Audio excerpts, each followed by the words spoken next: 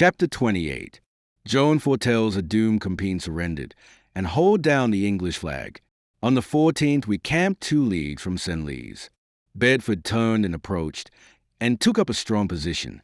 We went against him, but all our efforts to beguile him out from his entrenchments failed, though he had promised us a duel in the open field. Night shut down. Let him look out for the morning. But in the morning he was gone again. We entered Compiègne the 18th of August, turning out the English garrison and hoisting our own flag. On the 23rd, Joan gave command to move upon Paris. The king and the clique were not satisfied with this, and retired sulking to Senlis, which had just surrendered. Within a few days, many strong places submitted: Creil, Pont Saint-Maxence, Choisy, Gonesse-sur-Rhône, Remy, Le Newfoundlandais, Mogwai, Chantilly, Saint-Inns. The English power was tumbling, crash after crash, and still the king sulked and disapproved, and was afraid of our movement against the capital. On the 26th of August, 1429, Joan camped at Saint-Denis, in effect, under the walls of Paris. And still the king hung back and was afraid. If we could but have had him there to back us with his authority. Bedford had lost heart and decided to waive resistance and go and concentrate his strength in the best and loyalist province remaining to him, Normandy. Aye, if we could only have persuaded the king to come and countenance us with his presence and approval at the supreme moment. 40 treachery conquers Joan courier after courier was dispatched to the king, and he promised to come, but didn't. The Duke d'Alencon went to him and got his promise again, which he broke again. 9 days were lost thus. Then he came, arriving at Saint-Denis September 7th. Meantime, the enemy had begun to take heart. The spiritless conduct of the king could have no other result. Preparations had now been made to defend the city. Joan's chances had been diminished, but she and her generals considered them plenty good enough yet. Joan ordered the attack for 8 o'clock next morning, and at that hour it began. Joan placed her artillery and began to pound a strong work, which protected the gate Saint-Honor. When it was sufficiently crippled, the assault was sounded at noon, and it was carried by storm. Then we moved forward to storm the gate itself, and hurled ourselves against it again and again, Joan in the lead with a standard at her side, the smoke enveloping us in choking clouds, and the missiles flying over us and through us as thick as hail. In the midst of our last assault, which would have carried the gate shore and given us Paris and in effect France, Joan was struck down by a crossbow bolt, and our men fell back instantly and almost in a panic, for what were they without her? She was the army herself. Although disabled, she refused to retire and begged a new assault be made, saying it must win, and adding, with a battle light rising in her eyes, "I will take Paris now or die." She had to be carried away by force, and this was done by Gaucourt and the Duke d'Alencon. But her spirits were at the very top notch. Now, she was brimming with enthusiasm. She said she would be carried before the gate in the morning, and in half an hour Paris would be ours without any question. She could have kept her word. About this there was no doubt. But she forgot one factor. The king, shadow of that substance named La Trémouille. The king forbade the attempt. You see, a new embassy had just come from the Duke of Burgundy, and another sham private trade of some sort was on foot.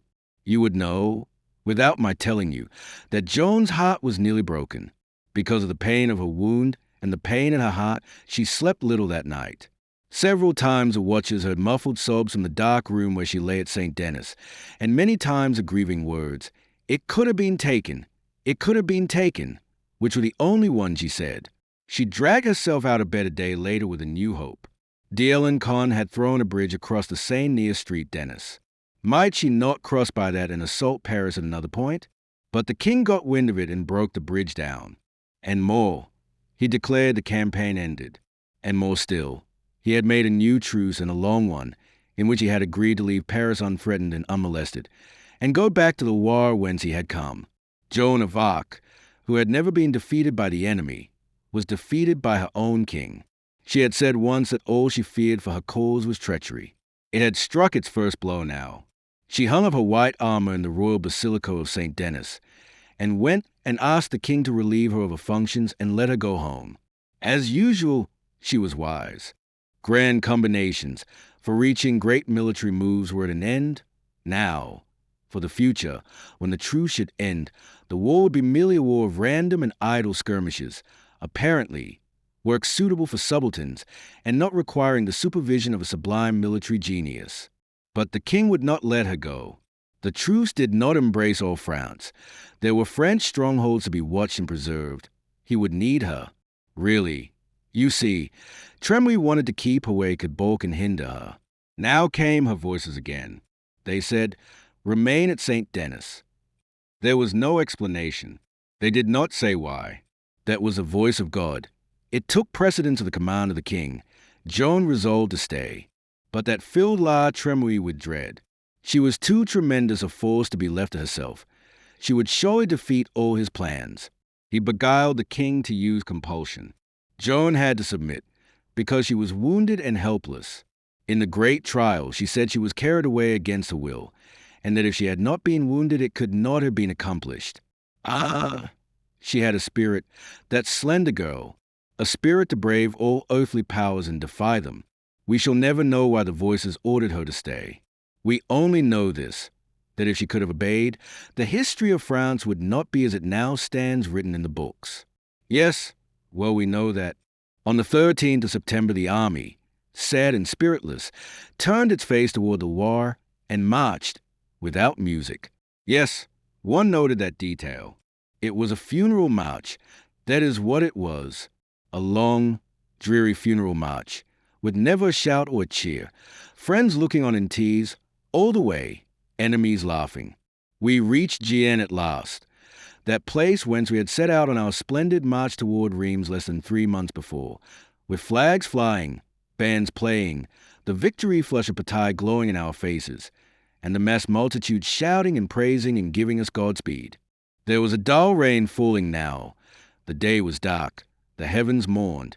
The spectators were few. We had no welcome but the welcome of silence and pity and tears. Then the king disbanded that noble army of heroes. It furled its flags. It stored its arms. The disgrace of France was complete. La Tremouille wore the victor's crown. Joan of Arc, the unconquerable, was conquered. 41, the maid, will march no more, yes. It was as I have said. Joan had Paris and France in her grip, and the 100 Years' War under her heel, and the king made her open her fist and take away her foot. Naturally, then, she made herself a hermit, and grieved the weary days through in her own apartments, with her thoughts and devotions for company, and the planning of now forever unrealizable military combinations for entertainment. In fancy she moved bodies of men from this and that and the other point, so calculating the distances to be covered, the time required for each body, and the nature of the country to be traversed, as to have them appear in sight of each other on a given day or at a given hour and concentrate for battle. It was her only game, her only relief from a burden of sorrow and inaction. She played it hour after hour, as others play chess, and lost herself in it, and so got repose for her mind and healing for her heart. She never complained, of course. It was not her way. She was the sort that endure in silence. But she was a caged eagle just the same, and pined for the free air and the alpine heights and the fierce joys of the storm. France was full of rovers, disbanded soldiers ready for anything that might turn up. Several times, at intervals, when Joan's dull captivity grew too heavy to bear, she was allowed to gather a troop of cavalry and make a health-restoring dash against the enemy. These things were a bath to her spirits.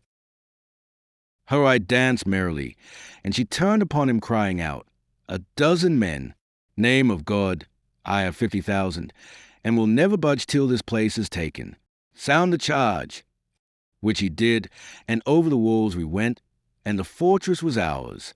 Old D'Aulon thought her mind was wandering, but all she meant was that she felt the might of 50,000 men surging in her heart. It was a fanciful expression, but, to my thinking, truer word was never said. Then there was the affair near Lagny, where we charged the entrenched Burgundians through the open field 4 times, the last time victoriously, the best prize of it franquit Darras, the freebooter and pitiless scourge of the region roundabout. About 3 or half past we reached Compiègne, just as the grey dawn was breaking in the east. Joan set to work at once, and concerted a plan with Guillaume de Flavy, captain of the city, a plan for a sortie toward evening against the enemy, who was posted in 3 bodies on the other side of the Oise, in the level plain. From our side, one of the city gates communicated with a bridge.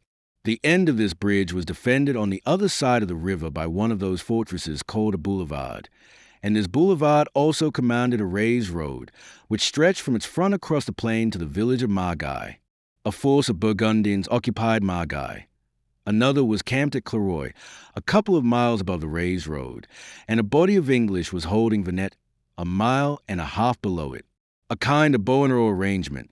You see, the causeway at the arrow, the boulevard at the feather end of it, Margay at the barb, Venette at one end of the bow, Clairoy at the other.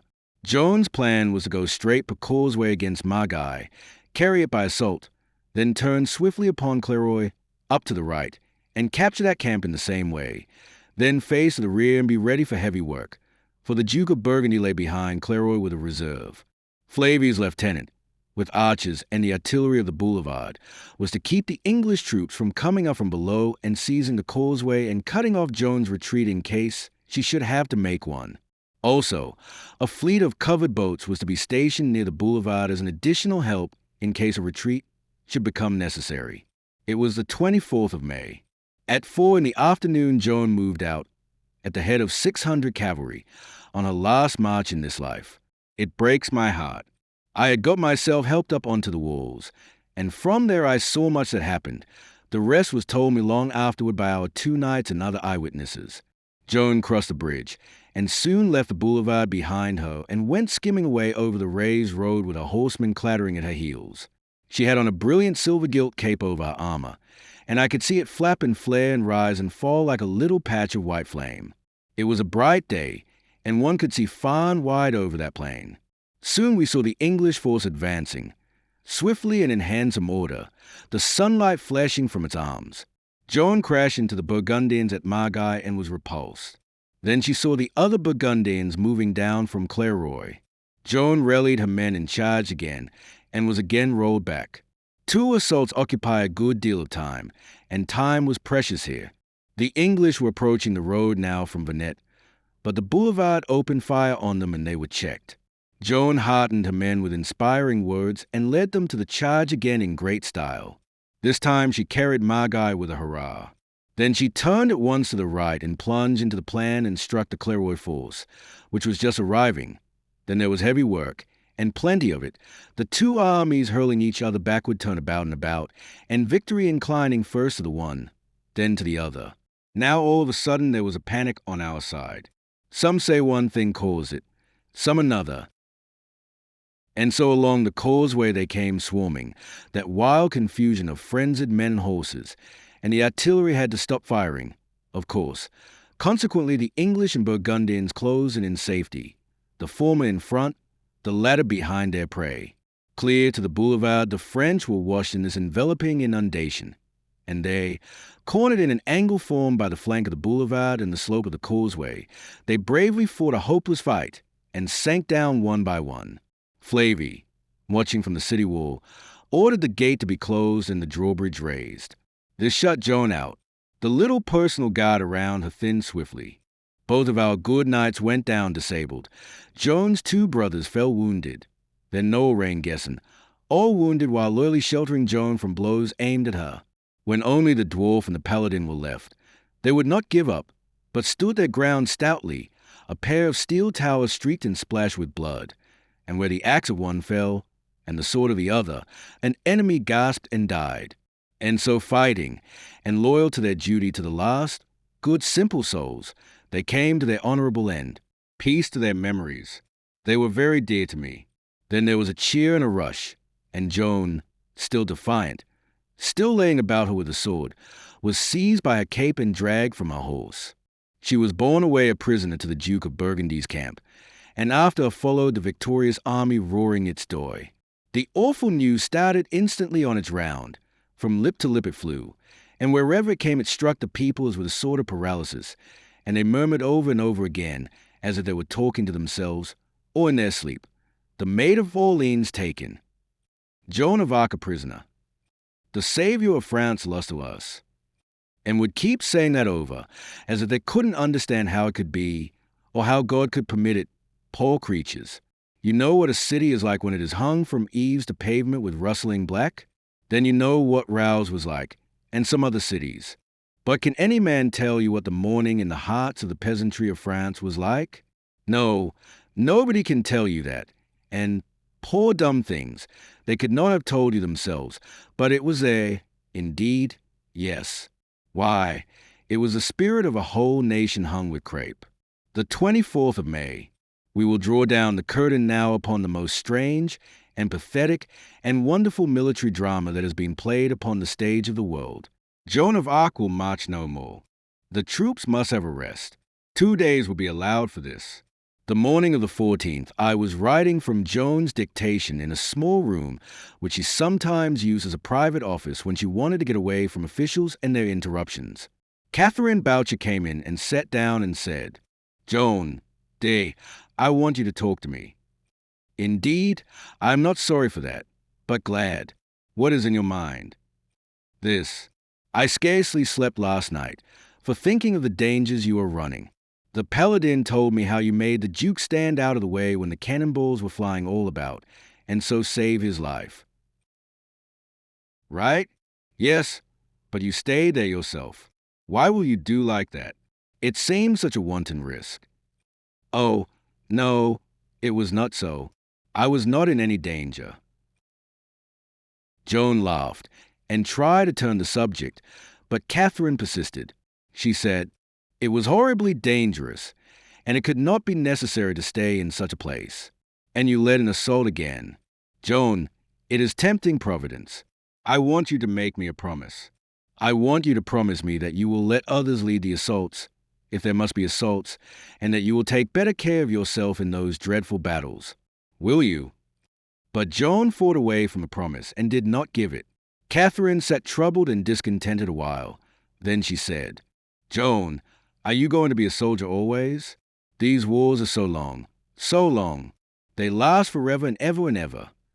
There was a glad flash in Joan's eye as she cried, "This campaign will do all the really hard work that is in front of it in the next 4 days. The rest of it will be gentler, oh, far less bloody. Yes, in 4 days France will gather another trophy like the redemption of Orleans and make a second long step toward freedom." Catherine started, and so did I.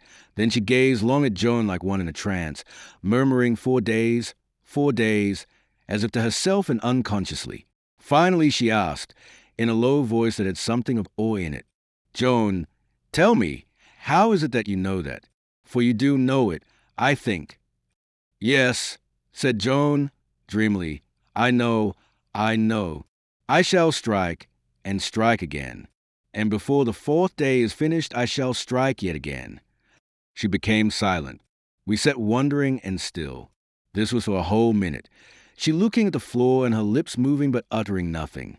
Then came these words, but hardly audible, "And in 1,000 years the English power in France will not rise up from that blow."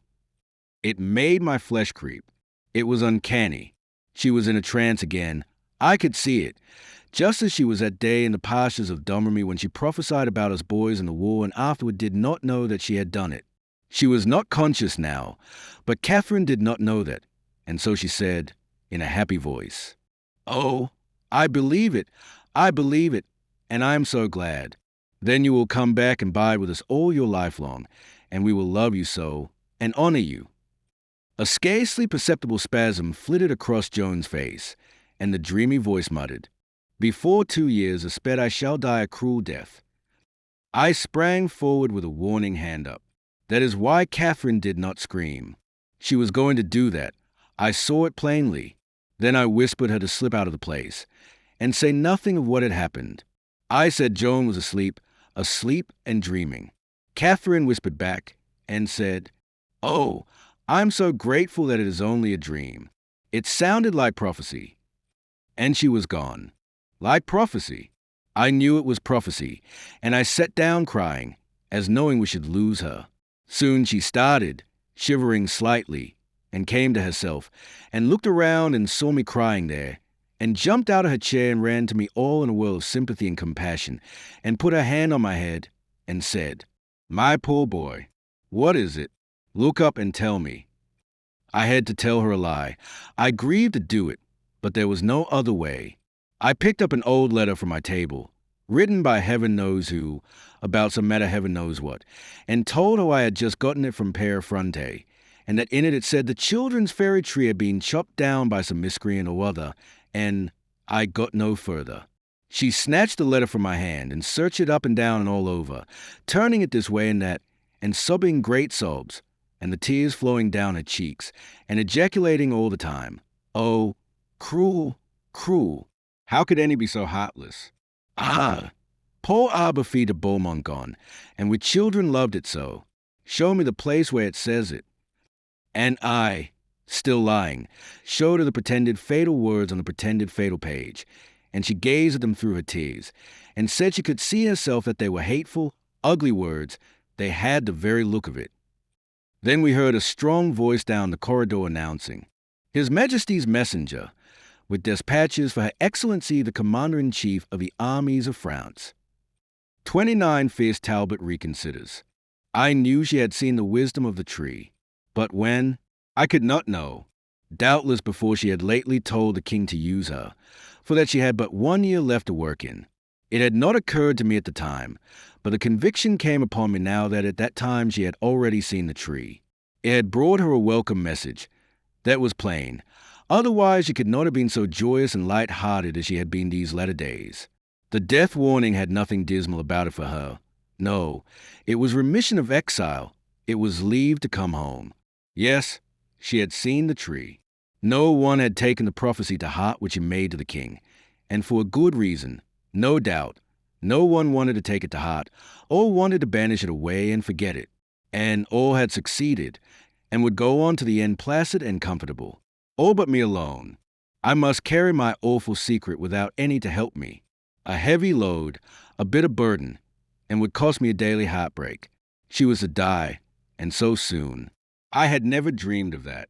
How could I, and she so strong and fresh and young, and every day earning a new right to a peaceful and honored old age? For at that time I thought old age valuable. I do not know why, but I thought so. But at dawn the bugles and the drums burst through the dreamy hush of the morning, and it was turn out all, mount and ride, for there was red work to be done. We marched among without halting. There we carried the bridge by assault, and left a force to hold it, the rest of the army marching away next morning toward Beaugency, where the Lion Talbot, the terror of the French, was in command. When we arrived at that place, the English retired into the castle, and we sat down in the abandoned town. Talbot was not at the moment present in person, for he had gone away to watch for and welcome Fastolfe and his reinforcement of 5,000 men. Joan placed her batteries and bombarded the castle till night. Then some news came. Richemont, Constable of France, this long time in disgrace with the king, largely because of the evil machinations of La Tremouille and his party, was approaching with a large body of men to offer his services to Joan, and very much he needed them, now that Fastolfe was so close by. Richemont had wanted to join us before, when we first marched on Orleans, but the foolish king, slave of those paltry advisers of his, warned him to keep his distance and refused all reconciliation with him.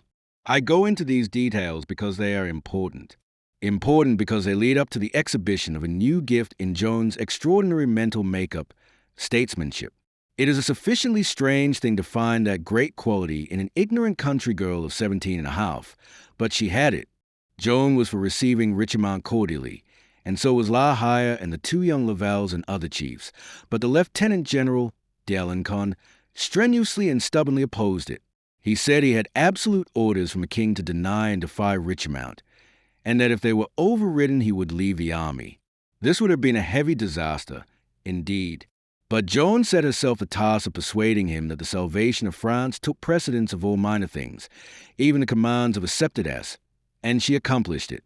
She persuaded him to disobey the king in the interest of the nation, and to be reconciled to Count Richemont and welcome him. That was statesmanship, and of the highest and soundest sort. Whatever thing men call great, look for it in Joan of Arc, and there you will find it. In the early morning, June 17th, the scouts reported the approach of Talbot and Fastolfe with Fastolfe's succoring force. Then the drums beat to arms, and we set forth to meet the English, leaving Richmond and his troops behind to watch the castle of Beaugency and keep its garrison at home. By and by we came in sight of the enemy. Fastolfe had tried to convince Talbot that it would be wisest to retreat and not risk a battle with Joan at this time, but distribute the new levies among the English strongholds of the Loire, thus securing them against capture. Then be patient and wait. Wait for more levies from Paris. Let Joan exhaust her army with fruitless daily skirmishing, then at the right time fall upon her in resistless mass and annihilate her. He was a wise, old, experienced general, with Fastolfe, but that fierce Talbot would hear of no delay. He was in a rage over the punishment which the maid had inflicted upon him at Orleans and since, and he swore by God and St. George that he would have it out with her if he had to fight her all alone. So Fastolfe yielded, though he said they were now risking the loss of everything which the English had gained by so many years' work and so many hard knocks. Night was coming on. A messenger came from the English with a rude defiance and an offer of battle. But Joan's dignity was not ruffled. Her bearing was not discomposed. She said to the herald, "Go back and say it is too late to meet tonight, but tomorrow, please God and Our Lady, we will come to close quarters." The night fell dark and rainy. It was that sort of light, steady rain which falls so softly and brings to one's spirit such serenity and peace. About 10 o'clock D'Alencon, the Bastard of Orleans, La Hire, Pot Hun of Saint-Trailles, and 2 or 3 other generals came to our headquarters tent and sat down to discuss matters with Joan. Some thought it was a pity that Joan had declined battle. Some thought not. Then Pot Hun asked her why she had declined it. She said, "There was more than one reason. These English are ours. They cannot get away from us. Wherefore there is no need to take risks, as at other times. The day was far spent. It is good to have much time in the fair light of day when one's force is in a weakened state. 900 of us yonder keeping the bridge of Mons under the Marshal de Ray, 1,500 with the Constable of France keeping the bridge and watching the castle of Beaugency." Dunois said, "I grieve for this decision, Excellency, but it cannot be helped, and the case will be the same tomorrow as to that." Joan was walking up and down just then. She laughed her affectionate, comradey laugh, and stopping before that old war tiger, she put a small hand above his head and touched one of his plumes, saying, "In sooth, Excellency, that I cannot. Name of God, bastard, bastard. You cannot tell me the small thing, yet are bold to name a large one, telling us what is in the stomach of the unborn morrow, that we shall not have those men. Now it is my thought that they will be with us." That made a stir. All wanted to know why she thought that. But La Hire took the word and said, "Let be. If she thinks it, that is enough. It will happen." There were other reasons for declining battle, according to the saying of your Excellency. Yes, one was that we being weak and the day far gone, the battle might not be decisive. When it is fought, it must be decisive. And it shall be. God grant it, and amen. There were still other reasons. One other? Yes. She hesitated a moment, then said, "This was not the day. Tomorrow is the day. It is so written." They were going to assail her with eager questionings, but she put up her hand and prevented them. Then she said, "It will be the most noble and beneficent victory that God has vouchsafed for France at any time. I pray you question me not as to whence or how I know this thing, but be content that it is so." There was pleasure in every face, and conviction and high confidence. A murmur of conversation broke out, but that was interrupted by a messenger from the outpost who brought news, namely, that for an hour there had been stir and movement in the English camp of a sort unusual at such a time and with a resting army. He said, spies had been sent under cover of the rain and darkness to inquire into it. They had just come back and reported that large bodies of men had been dimly made out who were slipping stealthily away in the direction of Mons. The generals were very much surprised, as any might tell from their faces. "It certainly has," observed the Bastard and La Hire. "It was not to be expected," said Louis de Bourbon, "but one can divine the purpose of it." "Yes," responded Joan. "Talbot has reflected. His rash brain has cooled. He thinks to take the bridge of Mons and escape to the other side of the river. He knows that this leaves his garrison of Beaugency at the mercy of fortune, to escape our hands if it can. But there is no other course if he would avoid this battle, and that he also knows. But he shall not get the bridge. We will see to that." "Yes," said D'Alencon, "we must follow him and take care of that matter. What of Beaugency?" "Leave Beaugency to me. Gentle Duke, I will have it in 2 hours, and at no cost of blood." "It is true, Excellency. You will but need to deliver this news there and receive the surrender." "Yes, and I will be with you at Mung with the dawn, fetching the constable and his 1,500, and when Talbot knows that Beaugency has fallen, it will have an effect upon him."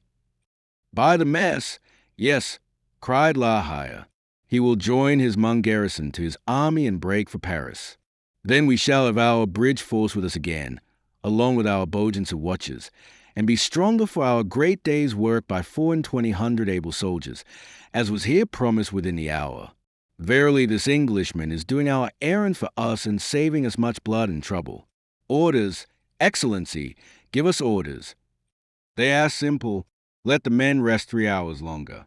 At 1 o'clock the advance guard will march, under our command, with Pothun of Saintrails as second. The 2nd Division will follow at 2 under the Lieutenant General. Keep well in the rear of the enemy, and see to it that you avoid an engagement. I will ride under guard to Beaugency and make so quick work there that I and the Constable of France will join you before dawn with his men." She kept her word. Her guard mounted, and we rode off through the puttering rain, taking with us a captured English officer to confirm Joan's news. We soon covered the journey and summoned the castle. Richard Gettin, Talbot's lieutenant, being convinced that he and his 500 men were left helpless, conceded that it would be useless to try to hold out. He could not expect easy terms, yet Joan granted them nevertheless. His garrison could keep their horses and arms, and carry away property to the value of a silver mark per man. They could go whither they pleased, but must not take arms against France again under 10 days. Before dawn we were with our army again, and with us the constable and nearly all his men, for we left only a small garrison in Beaugency Castle. We heard the dull booming of cannon to the front, and knew that Talbot was beginning his attack on the bridge. But some time before it was yet light the sound ceased, and we heard it no more. What a harvest of English strongholds we had reaped in those 3 days. Strongholds which had defied France with quite cool confidence, and plenty of it until we came. 30 the red field of Patay. When The morning broke at last on that forever memorable 18th of June, there was no enemy discoverable anywhere, as I have said, but that did not trouble me. I knew we should find him, and that we should strike him the promised blow, the one from which the English power in France would not rise up in 1,000 years, as Joan had said in a trance. The enemy had plunged into the wide plains of La Beauce, a roadless waste covered with bushes, with here and there bodies of forest trees, a region where an army would be hidden from view in a very little while. We found the trail in the soft wet earth and followed it. It indicated an orderly march, no confusion, no panic, but we had to be cautious. In such a piece of country we could walk into an ambush without any trouble. Therefore Joan sent bodies of cavalry ahead under La Hire, Pothun, and other captains to feel the way. Some of the other officers began to show uneasiness. This sort of hide-and-go-seek business troubled them and made their confidence a little shaky. Joan divined their state of mind and cried out impetuously, "Name of God, what would you? We must smite these English, and we will. They shall not escape us. Though they were hung to the clouds, we would get them." By and by we were nearing Patay. It was about a league away. Now at this time our reconnaissance, feeling its way in the bush, frightened the day, and it went bounding away and was out of sight in a moment. Then hardly a minute later a dull great shout went up in the distance toward Patay. It was the English soldiery. They had been shut up in a garrison so long on mouldy food that they could not keep their delight to themselves when this fine fresh meat came springing into their midst. Poor creature! It had wrought damage to a nation which loved it well. For the French knew where the English were now, whereas the English had no suspicion of where the French were. La Hire halted where he was, and sent back the tidings. Joan was radiant with joy. The Duke d'Alencon said to her, "Have you good spurs, Prince?" "Why? Will they make us run away?" "Nenny, en am to die you. These English are ours. They are lost.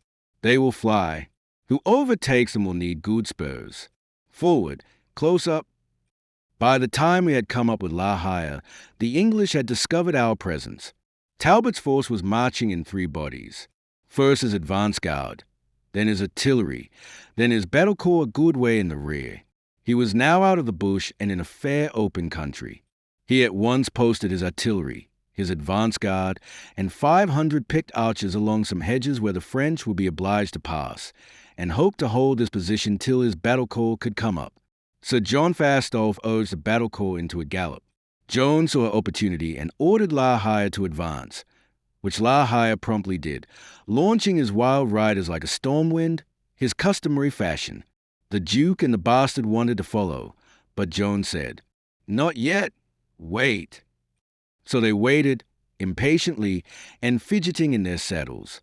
But she was ready, gazing straight before her, measuring, weighing, calculating, by shades, minutes, fractions of minutes, seconds, with all her great soul present, in eye and set of head and noble pose of body, but patient, steady, master of herself and of the situation. And yonder, receding, plumes lifting and falling, streamed the thundering charge of La Haye's godless crew, La Haye's great figure dominating it, and his sword stretched aloft like a flagstaff. And now he struck it hard, and broke its order. It lifted the Duke and the Bastard in their saddles to see it, and they turned, trembling with excitement, to Joan, saying. But she put up her hand, still gazing, weighing, calculating, and said again, "Wait, not yet." Fastolfe's hard-driven battle corps raged on like an avalanche toward the waiting advance guard. Suddenly these conceived the idea that it was flying in panic before Joan, and so in that instant it broke and swarmed away in a mad panic itself, with Talbot storming and cursing after it. Now was the golden time. Joan drove her spurs home and waved the advance with a sword. "Follow me," she cried, and bent her head to her horse's neck and sped away like the wind. We went down into the confusion of that flying route, and for 3 long hours we cut and hacked and stabbed. At last the bugle sang, "Halt!" The Battle of Patay was won. Joan of Arc dismounted, and stood surveying that awful field, lost in thought. Presently she said, "The praise is to God. He has smitten with a heavy hand this day." After a little she lifted her face, and looking afar off, said, with the manner of one who was thinking aloud, "In 1,000 years, the English power in France will not rise up from this blow." She stood again a time thinking. Then she turned toward her grouped generals, and there was a glory in her face and a noble light in her eye, and she said, "Oh, friends, do you comprehend? France is on the way to be free." And had never been, but for Joan of Arc, said La Haye, passing before her and bowing low, the other following and doing likewise, he muttering as he went, "I will say it though I be damned for it." Then battalion after battalion of our victorious army swung by, mildly cheering, and they shouted, "Live forever, Maid of Orleans, live forever," while Joan, smiling, stood at the salute with her sword. This was not the last time I saw the Maid of Orleans on the red field of Patay. Toward the end of the day I came upon her where the dead and dying lay stretched all about in heaps and windrows. Our men had mortally wounded an English prisoner who was too poor to pay a ransom, and from a distance she had seen that cruel thing done, and had galloped to the place and sent for a priest, and now she was holding the head of a dying enemy in her lap, and easing him to his death with comforting soft words, just as his sister might have done, and the womanly tears running down her face all the time. One, Lord Ronald Gower, Joan of Arc, page 82, says, Michelet discovered this story in the deposition of Joan of Arc's page, Louis de Conte, who was probably an eyewitness of a scene. This is true. It was a part of the testimony of the author of these personal recollections of Joan of Arc, given by him in the rehabilitation proceedings of 1456. Translator. 31 France begins to live again. Joan had said true. France was on the way to be free. The war called the 100 Years' War was very sick today. Sick on its English side, for the very first time since its birth, 91 years gone by. Shall we judge battles by the numbers killed and the ruin wrought? Or shall we not rather judge them by the results which flowed from them? Anyone will say that a battle is only truly great, or small according to its results. Yes, anyone will grant that, for it is the truth. Judge by results. Patai's place is with the few supremely great and imposing battles that have been fought since the peoples of the world first resorted to arms for the settlement of their quarrels. So judged, it is even possible that Patai has no peer among that few just mentioned, but stand alone as the supremest of historic conflicts. For when it began, France lay gasping out the remnant of an exhausted life, her case wholly hopeless in the view of all political physicians. When it ended, 3 hours later, she was convalescent, and nothing requisite but time and ordinary nursing to bring her back to perfect health. The dullest physician of them all could see this, and there was none to deny it. Many death-sick nations have reached convalescence through a series of battles, a procession of battles, a weary tale of wasting conflict stretching over years. But only one has reached it in a single day and by a single battle. That nation is France, and that battle Patai. Remember it and be proud of it. For you are French, and it is the stateliest fact in the long annals of your country. There it stands, with its head in the clouds. And when you grow up, you will go on pilgrimage to the field of Patai, and stand uncovered in the presence of, what? A monument with its head in the clouds? Yes, for all nations in all times have built monuments on their battlefields to keep green the memory of the perishable deed that was wrought there and of the perishable name of him who wrought it. And will France neglect Patai and Joan of Arc? Not for long. And will she build a monument scaled to their rank as compared with the world's other fields and heroes? Perhaps, if there be room for it under the arch of the sky. But let us look back a little and consider certain strange and impressive facts. The 100 Years' War began in 1337. It raged on, year after year and year after year, and at last England stretched France prone with that fearful blow at Crécy. But she rose and struggled on, year after year, and at last again she went down under another devastating blow, Poitiers. She gathered a crippled strength once more, and the war raged on, and still on, year after year, decade after decade. France was a wreck, a ruin, a desolation. The half of it belonged to England, with none to dispute or deny the truth. The other half belonged to nobody. In 3 months we'll be flying the English flag. The French king was making ready to throw away his crown and flee beyond the seas.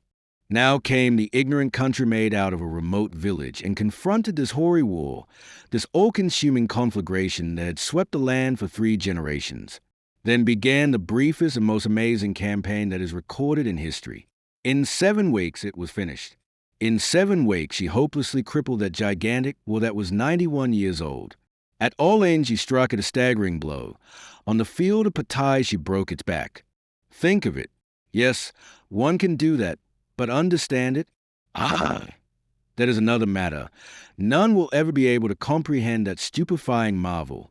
7 weeks, with her and their little bloodshed, perhaps the most of it, in any single fight, at Patai, where the English began 6,000 strong and left 2,000 dead upon the field.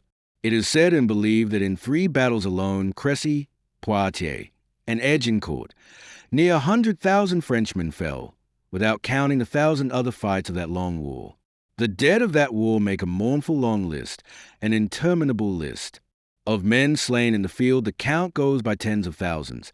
Of innocent women and children slain by bitter hardship and hunger, it goes by that appalling term, millions.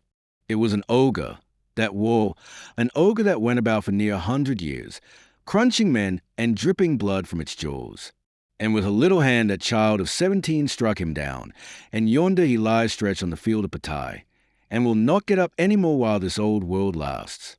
32 The joyous news flies fast. The great news of Patai was carried over the whole of France in 20 hours. People said, I do not know as to that, but one thing is sure. Anyway, the moment a man got it, he flew shouting and glorifying God and told his neighbor, and that neighbor flew with it to the next homestead, and so on without resting the word traveled. And when a man got it in the night, at what hour soever, he jumped out of his bed and bore the blessed message along. And the joy that went with it was like the light that flows across the land when an eclipse is receding from the face of the sun. And, indeed, you may say that France had lain in an eclipse this long time.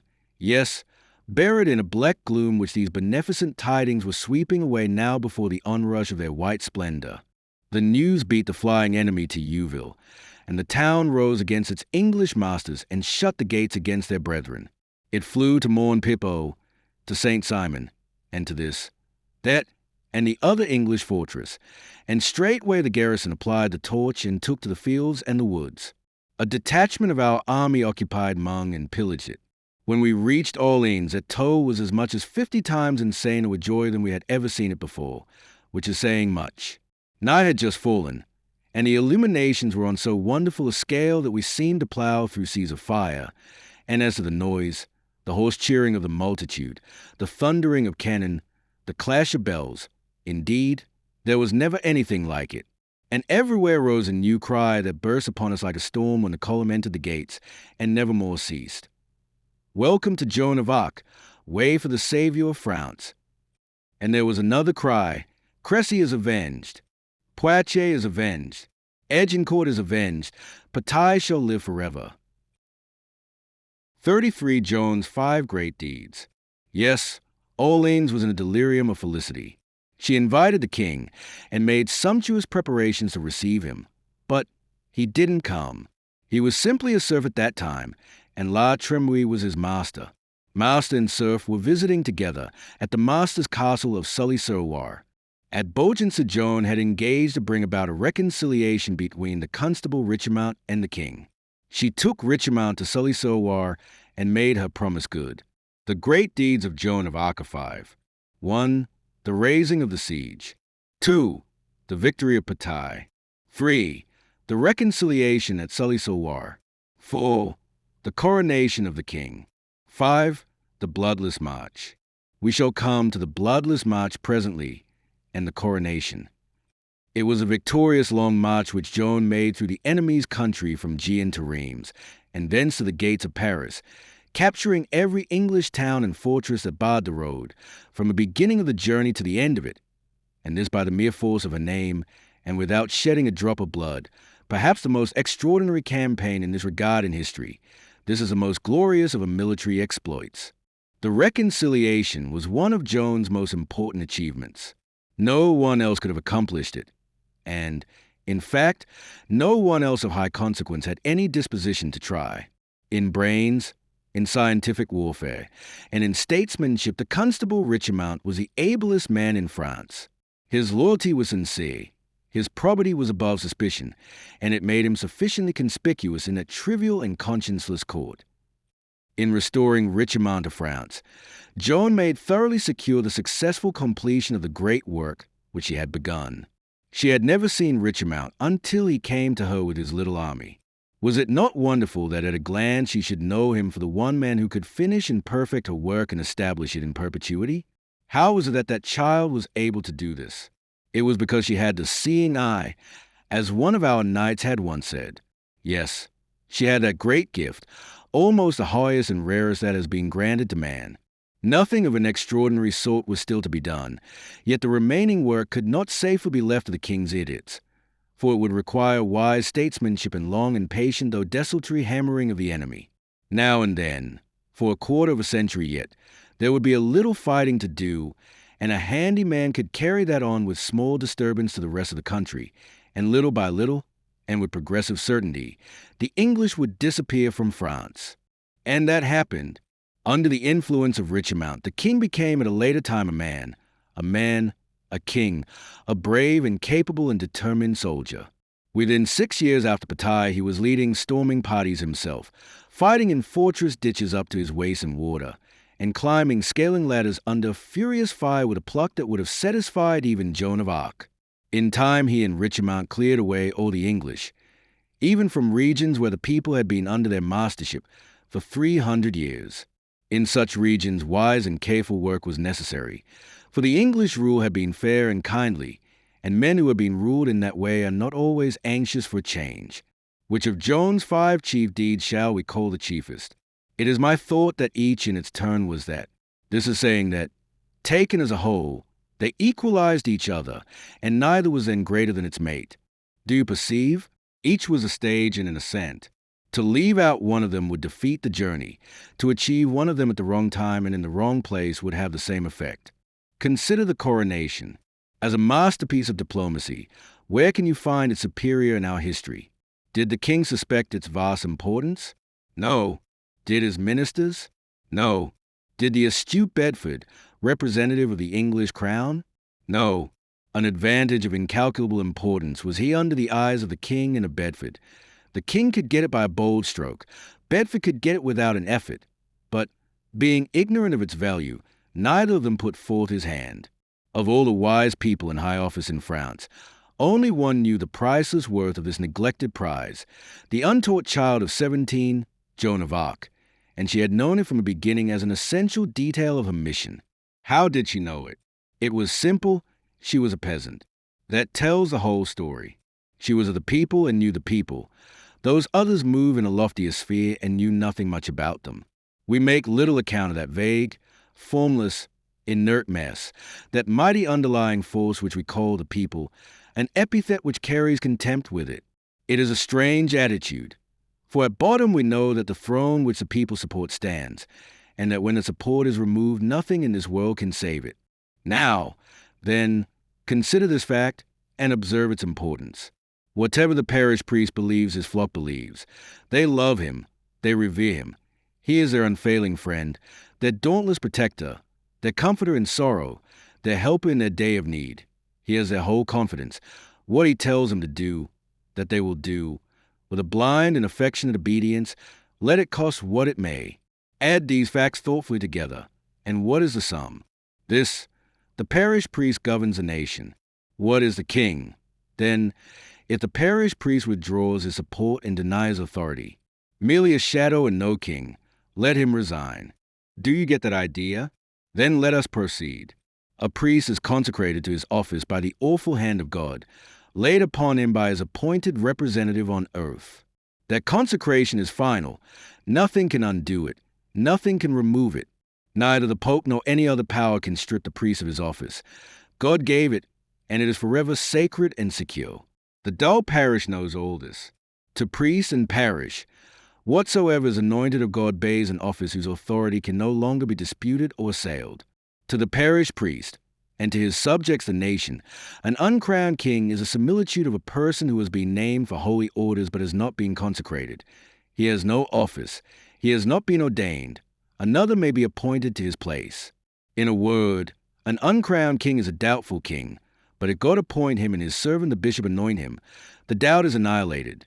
The priest and the parish are his loyal subjects straightway, and while he lives they will recognize no king but him.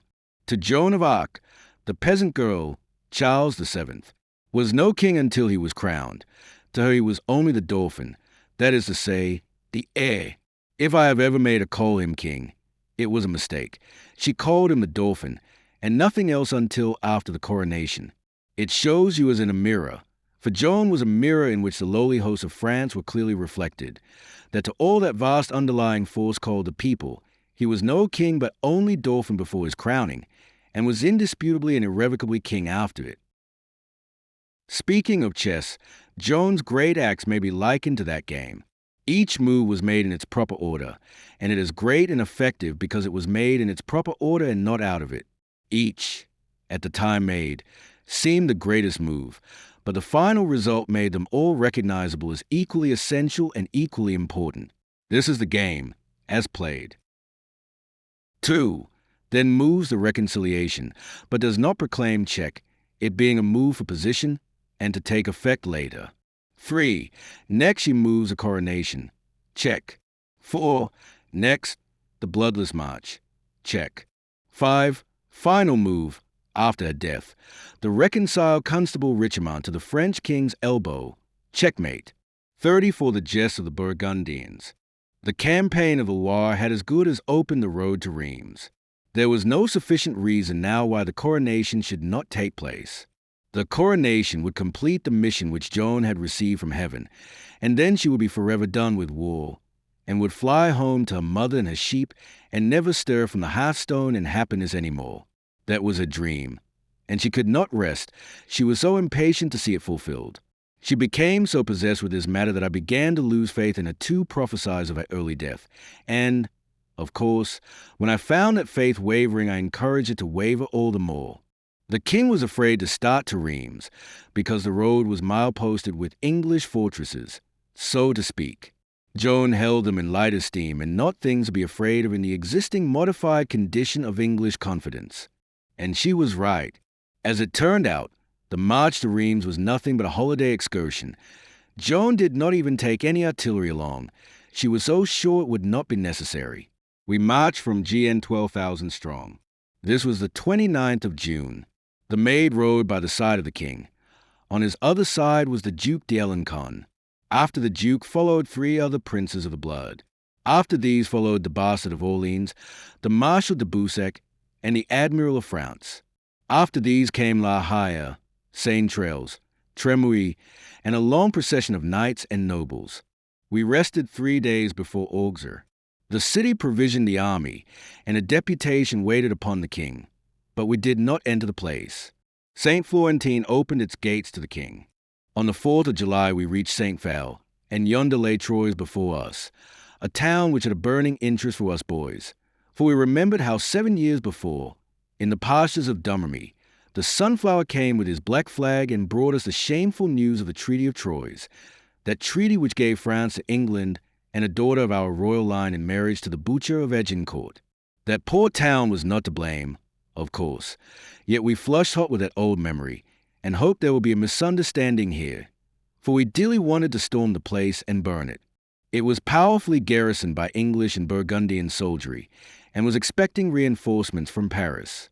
Before night we camped before its gates and made rough work with a sortie which marched out against us. Joan summoned Troyes to surrender. Its commandant, seeing that she had no artillery, scoffed at the idea, and sent her a grossly insulting reply. 5 days we consulted and negotiated. No result. The king was about to turn back now and give up. He was afraid to go on, leaving this strong place in his rear. Then La Haye put in a word, with a slap in it for some of his majesty's advisers. The Maid of Orleans undertook this expedition of her own motion, and it is my mind that it is a judgment that should be followed here, and not that of any other, let him be of whatsoever breed and standing he may. There was wisdom and righteousness in that. So the king sent for the maid, and asked her how she thought the prospect looked. She said, without any tone of doubt or question in her voice, "In 3 days' time the place is ours." The smug chancellor put in a word now. If we were sure of it, we would wait her 6 days. 6 days, forsooth. Name of God, man, we will enter the gates tomorrow. Then she mounted and rode her lines, crying out, "Make preparation. To your work, friends, to your work." We assault at dawn. She worked hard that night, slaving away with her own hands like a common soldier. She ordered fascines and faggots to be prepared and thrown into the fosse, thereby to bridge it. And in this rough labor she took a man's share. At dawn she took her place at the head of the storming force, and the bugles blew the assault. At that moment a flag of truce was flung to the breeze from the walls, and Troy surrendered without firing a shot. The next day the king with Joan at his side and the paladin bearing her banner entered the town in state at the head of the army. And a goodly army it was now, for it had been growing ever bigger and bigger from the first. And now a curious thing happened. By the terms of the treaty made with the town, the garrison of English and Burgundian soldiery were to be allowed to carry away their goods with them. This was well, for otherwise how were they by the wherewithal to live? Very well. These people were all to go out by the one gate, and at the time set for them to depart we young fellows went to that gate, along with the dwarf, to see the march out. Presently here they came in an interminable file, the foot soldiers in the lead. As they approached, one could see that each bore a burden of a bulk and weight to sorely tax his strength. And we said among ourselves, truly these folk are well off for poor common soldiers. When they were come nearer, what do you think? Every rascal of them had a French prisoner on his back. They were carrying away their goods. You see, their property, strictly according to the permission granted by the treaty. Now think how clever that was, how ingenious. What could a body say? What could a body do? For certainly these people were within their right. These prisoners were property, Nobody could deny that.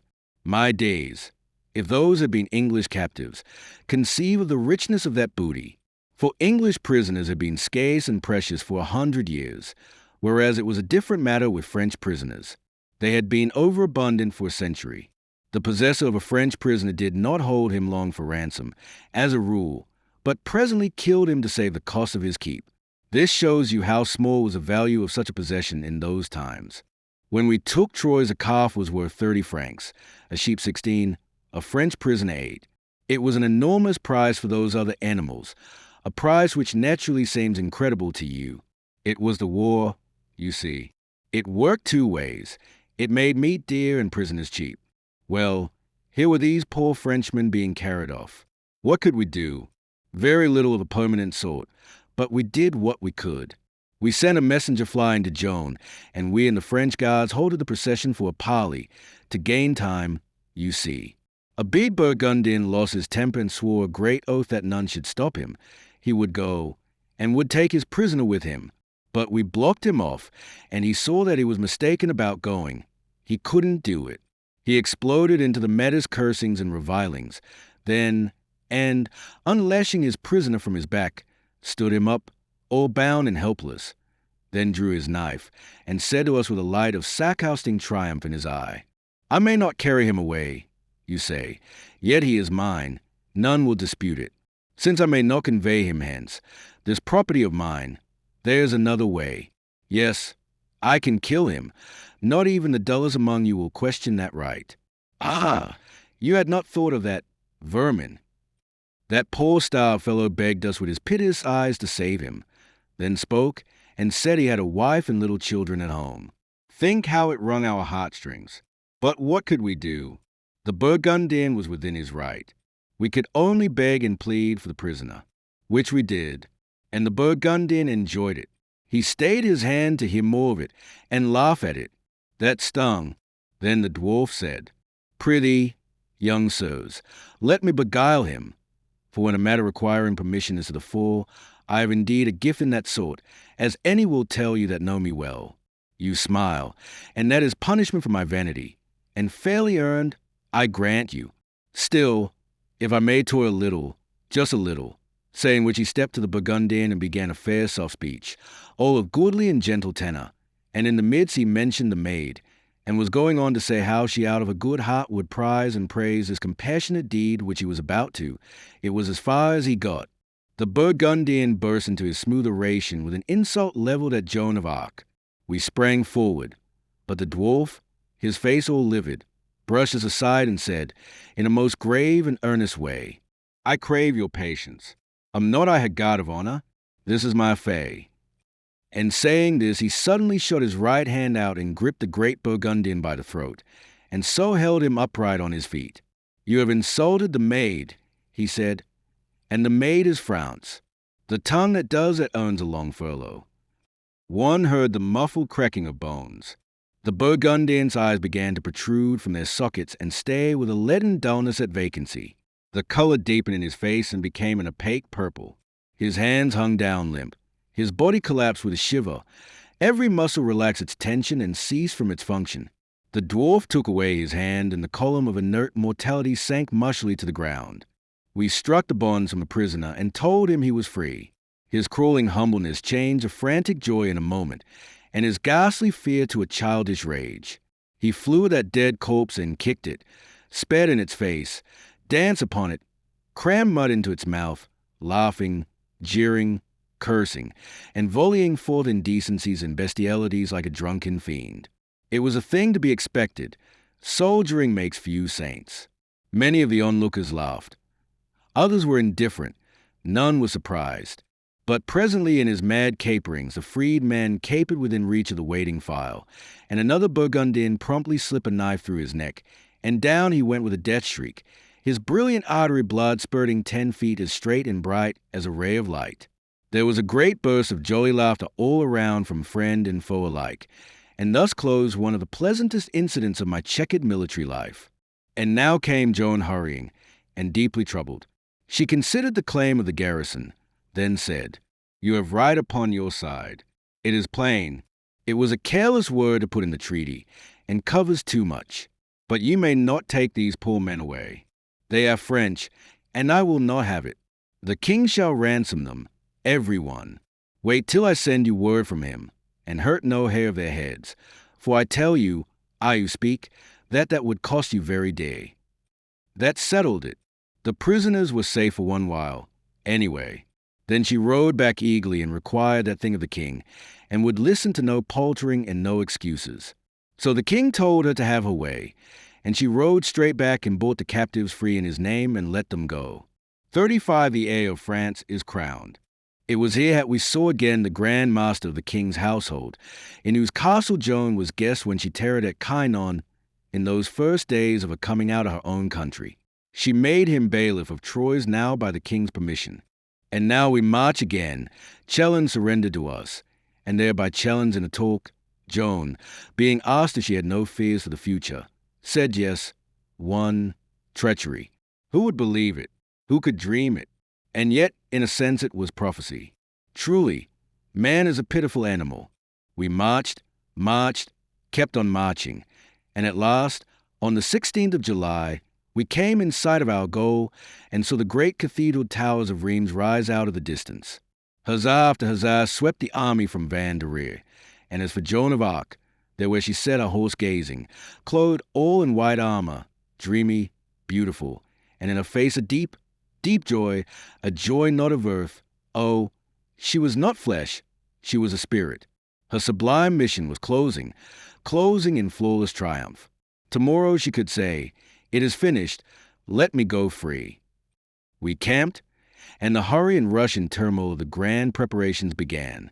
The archbishop and a great deputation arrived, and after these came flock after flock, crowd after crowd, of citizens and countryfolk, hurrahing in with banners and music, and flowed over the camp, one rejoicing inundation after another, everybody drunk with happiness. And all night long Rheims was hard at work, hammering away, decorating the town, building triumphal arches, and clothing the ancient cathedral within and without in a glory of opulent splendors. We moved betimes in the morning. The coronation ceremonies will begin at 9 and last 5 hours. We were aware that the garrison of English and Burgundian soldiers had given up all thought of resisting the Maid, and that we should find the gate standing hospitably open and the whole city ready to welcome us with enthusiasm.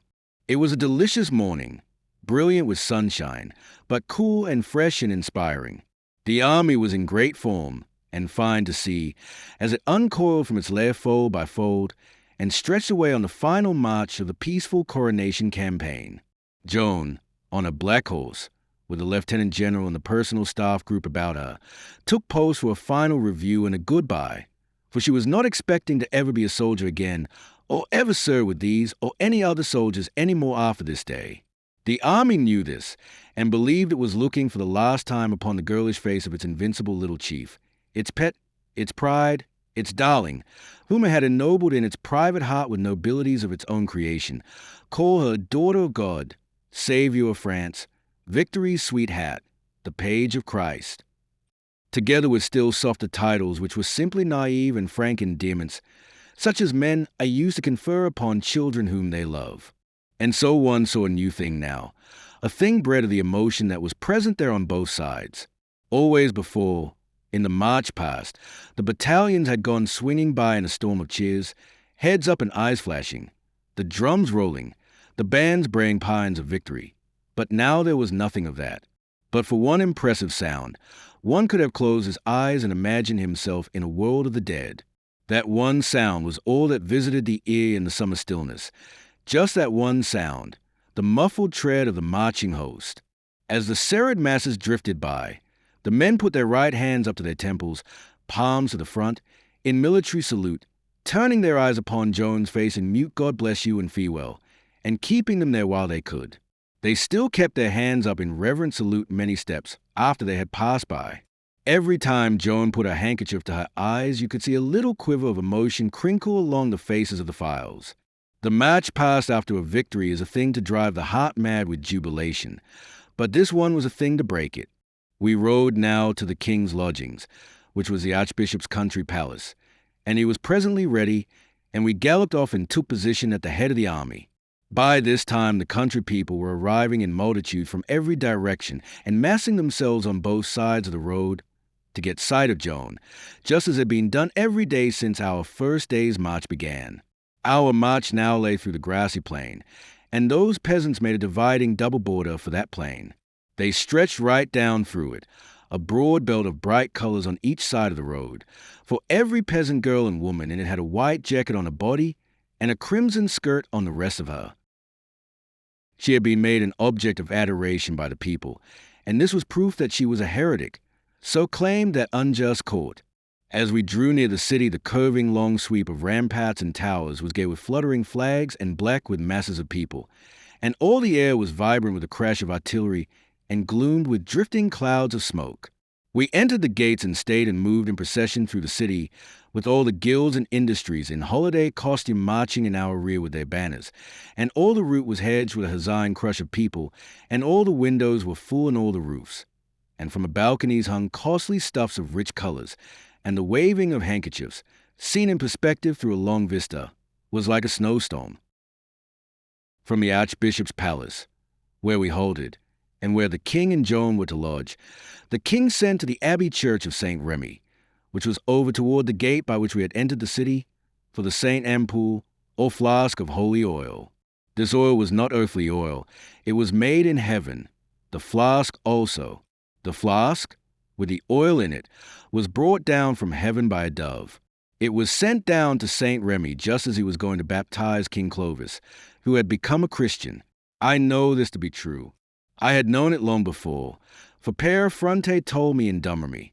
I cannot tell you how strange and awful it made me feel when I saw that flask and knew I was looking with my own eyes upon a thing which had actually been in heaven, a thing which had been seen by angels, perhaps, and by God himself of a certainty, for he sent it.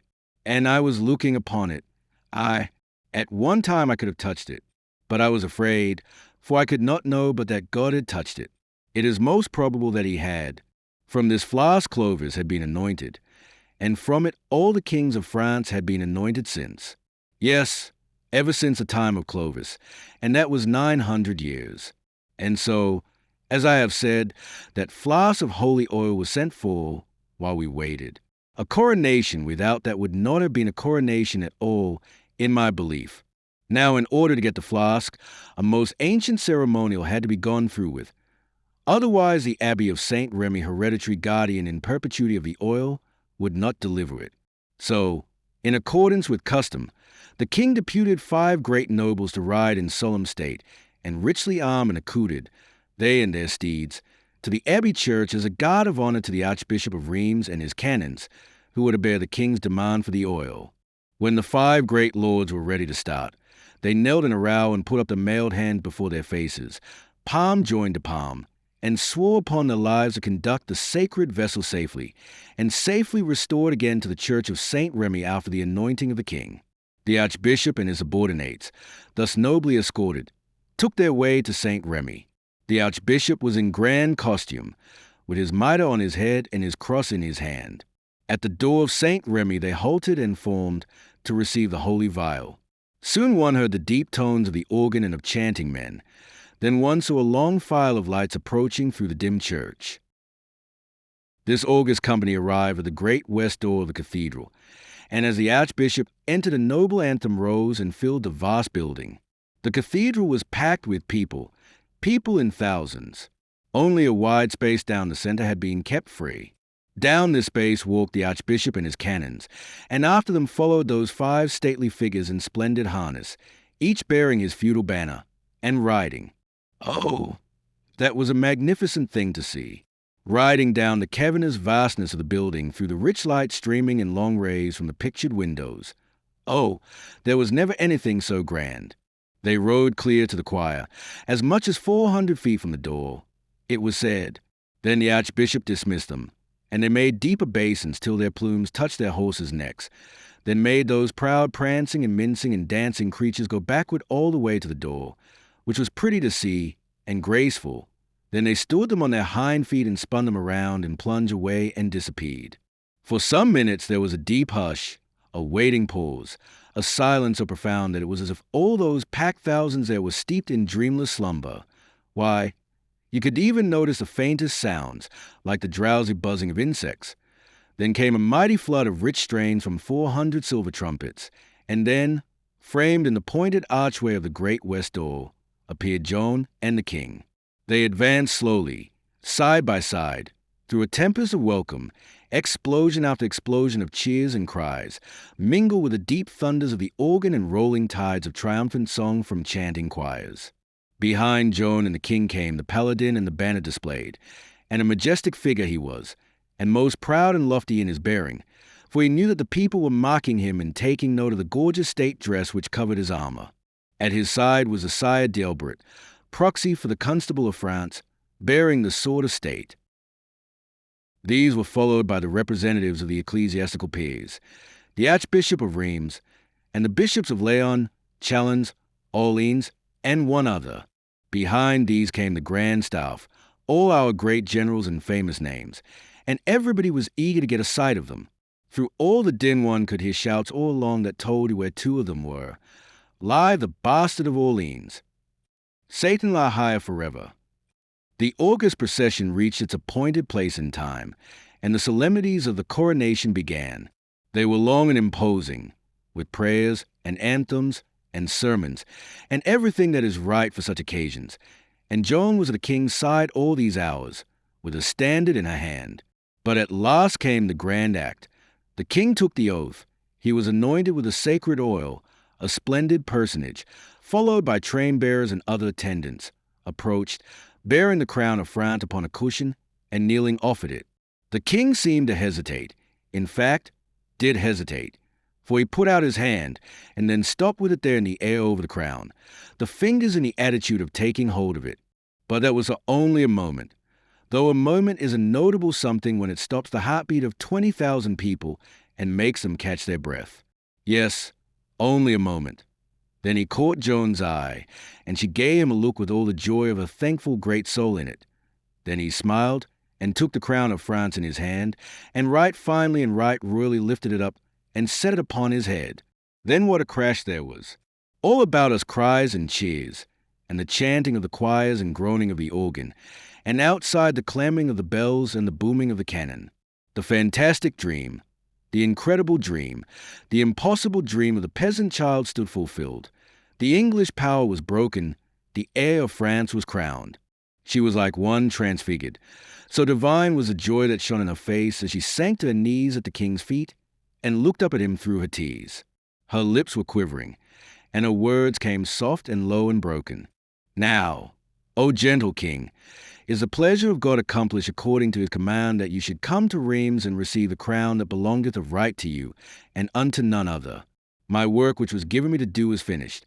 Give me your peace, and let me go back to my mother, who is poor and old, and has need of me. The king raised her up, and there before all that host he praised her great deeds in most noble terms, and they confirmed her nobility and titles, making her the equal of a count in rank, and also appointed a household and officers for her according to her dignity. And then he said, You have saved the crown. Speak, require, demand, and whatsoever grace you ask it shall be granted, though it make the kingdom poor to meet it. Now that was fine, that was royal. Joan was on her knees again straightway, and said, Then, O gentle king, if out of your compassion you will speak the word, I pray you give commandment that my village, poor and hard pressed by reason of war, may have its taxes remitted. It is so commanded. Say on. That is all. All? Nothing but that. It is all. I have no other desire. But that is nothing, less than nothing. Ask, do not be afraid. Indeed, I cannot, gentle king. Do not press me. I will not have aught else, but only this alone. The king seemed nonplussed, and stood still a moment, as if trying to comprehend and realize the full stature of this strange unselfishness. Then he raised his head and said, Who has won a kingdom and crowned its king, and all she asks and all she will take is his poor grace, and even this is for others, not for herself. And it is well, her act being proportioned to the dignity of one who carries in her head and heart riches which outvalue any that any king could add, though he gave his all. She shall have her way. Now, Therefore, it is decreed that from this day forth Domrémy, natal village of Joan of Arc, deliverer of France, called the Maid of Orleans, is freed from all taxation forever. Whereat the silver horns blew a jubilant blast. There, you see, she had had a vision of this very scene the time she was in a trance in the pastures of Domrémy, and we asked her to name to boon she would demand of the king if he should ever chance to tell us she might claim one. But whether she had the vision or not, this act showed that after all the dizzy grandeurs that had come upon her, she was still the same simple, unselfish creature that she was that day. Yes, Charles VII remitted those taxes forever. Often the gratitude of kings and nations fades and their promises are forgotten or deliberately violated. But you, who are children of France, should remember with pride that France has kept this one faithfully. 63 years have gone by since that day. The taxes of the region wherein Domrémy lies have been collected 63 times since then, and all the villages of that region have paid except that one, Domrémy. The tax-gatherer never visits Domrémy. Domrémy has long ago forgotten what that dread, sorrow-sowing apparition is like. 63 tax books are being filed meantime, and they lie yonder with the other public records, and any may see them that desire it. At the top of every page in the 63 books stands the name of a village, and below that name its weary burden of taxation is figured out and displayed, in the case of all save one.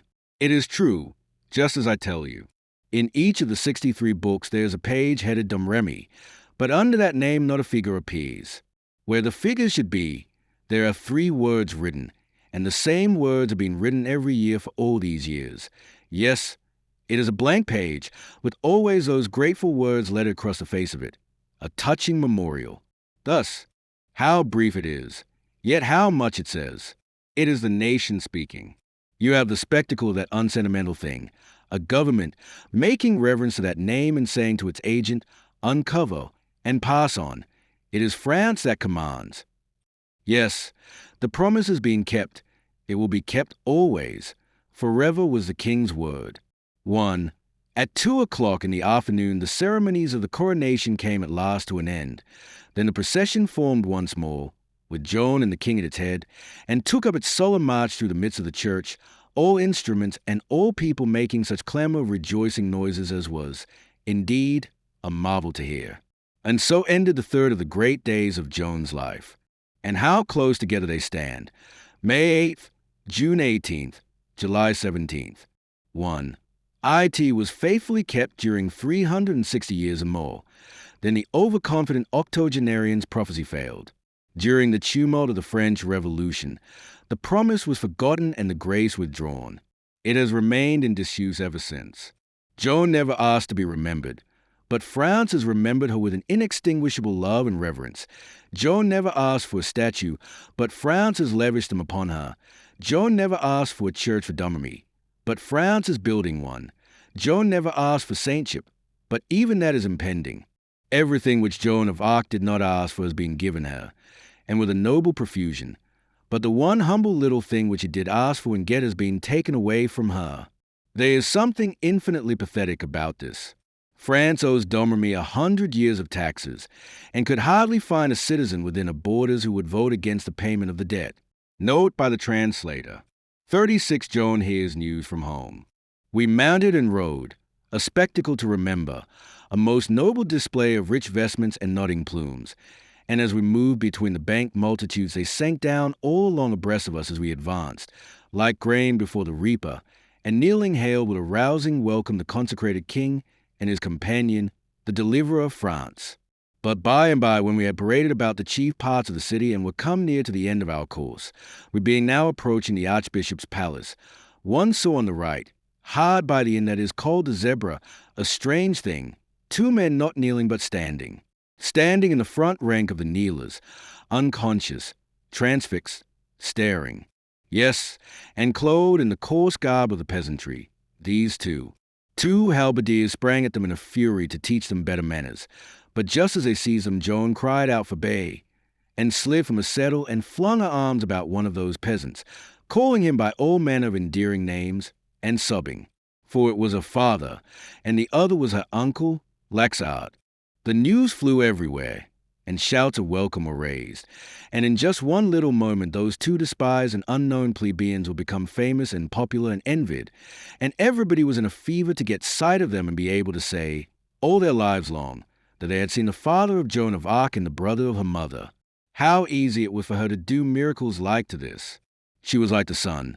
On whatsoever dim and humble object her rays fell, that thing was straightway drowned in glory.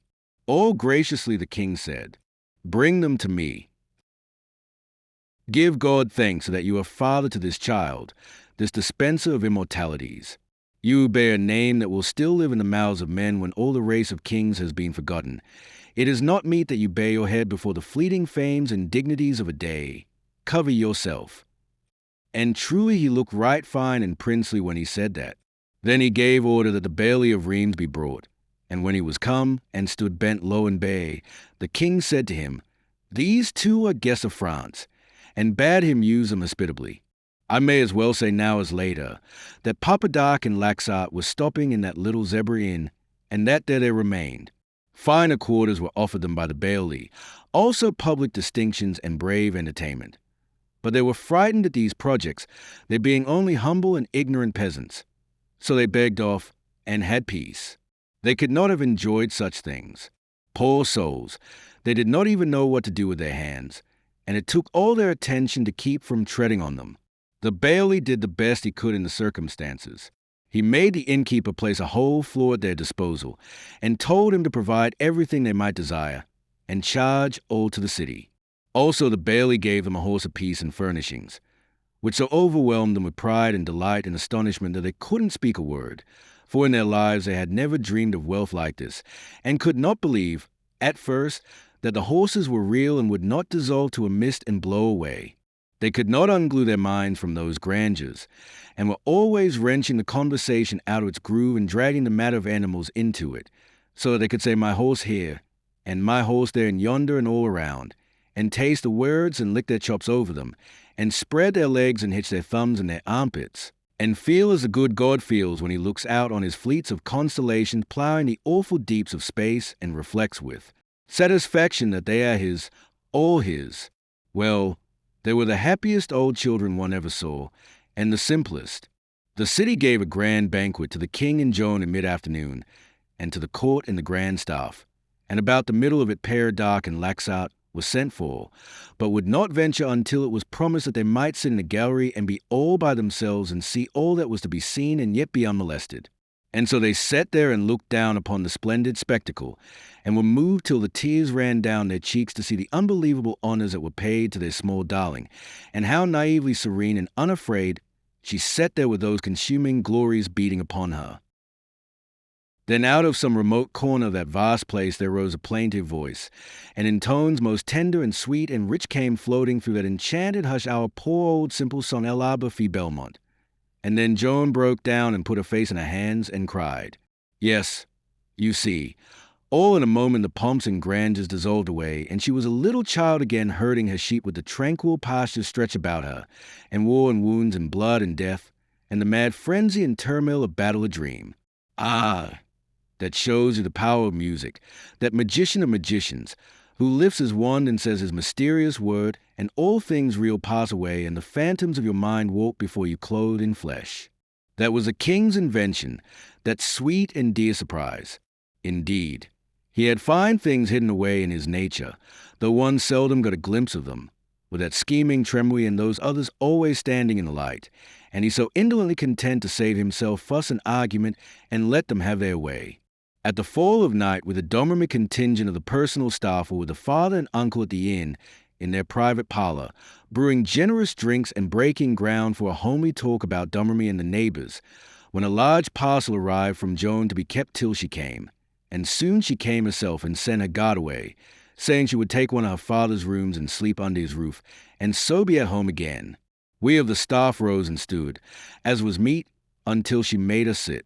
Then she turned and saw that the two old men had gotten up too, and were standing in an embarrassed and unmilitary way, which made her want to laugh, but she kept it in, as not wishing to hurt them, and got them to their seats and snuggled down between them, and took a hand of each of them upon her knees, and nestled her own hands in them, and said, Now we will nave no more ceremony, but be kin and playmates as in other times. For I am done with the great wars now, and you too will take me home with you, and I shall see." She stopped, and for a moment her happy face sobered, as if a doubt or presentiment had flitted through her mind. Then it cleared again, and she said, with a passionate yearning, "Oh, if the day will but come and we could start." The old father was surprised, and said, "Why, child, are you in earnest? Would you leave doing these wonders that make you to be praised by everybody while there is still so much glory to be won? And would you go out from this grand comradeship with princes and generals to be a drudging villager again and a nobody? It is not rational." "No," said the uncle, lax out. "It is amazing to hear, and indeed not understandable. It is a stranger thing to hear her say she will stop the soldiering than it was to hear her say she would begin it. And I who speak to you can say in all truth that that was the strangest word that ever I had heard till this day and hour. I would it could be explained." "It is not difficult," said Joan. "I was not ever fond of wounds and suffering, nor fitted by my nature to inflict them, and quarrelings did always distress me, and noise and tumult were against my liking, my disposition being toward peace and quietness, and love for all things that have life. And being made like this, how could I bear to think of wars and blood, and the pain that goes with them, and the sorrow and mourning that follow after? But by his angels God laid his great commands upon me, and could I disobey? I did as I was bid. Did he command me to do many things? No, only two, to raise the siege of Orleans, and crown the king at Rheims. The task is finished, and I am free. Has ever a poor soldier fallen in my sight, whether friend or foe, and I not felt the pain in my own body, and the grief of his home mates in my own heart? No, not one.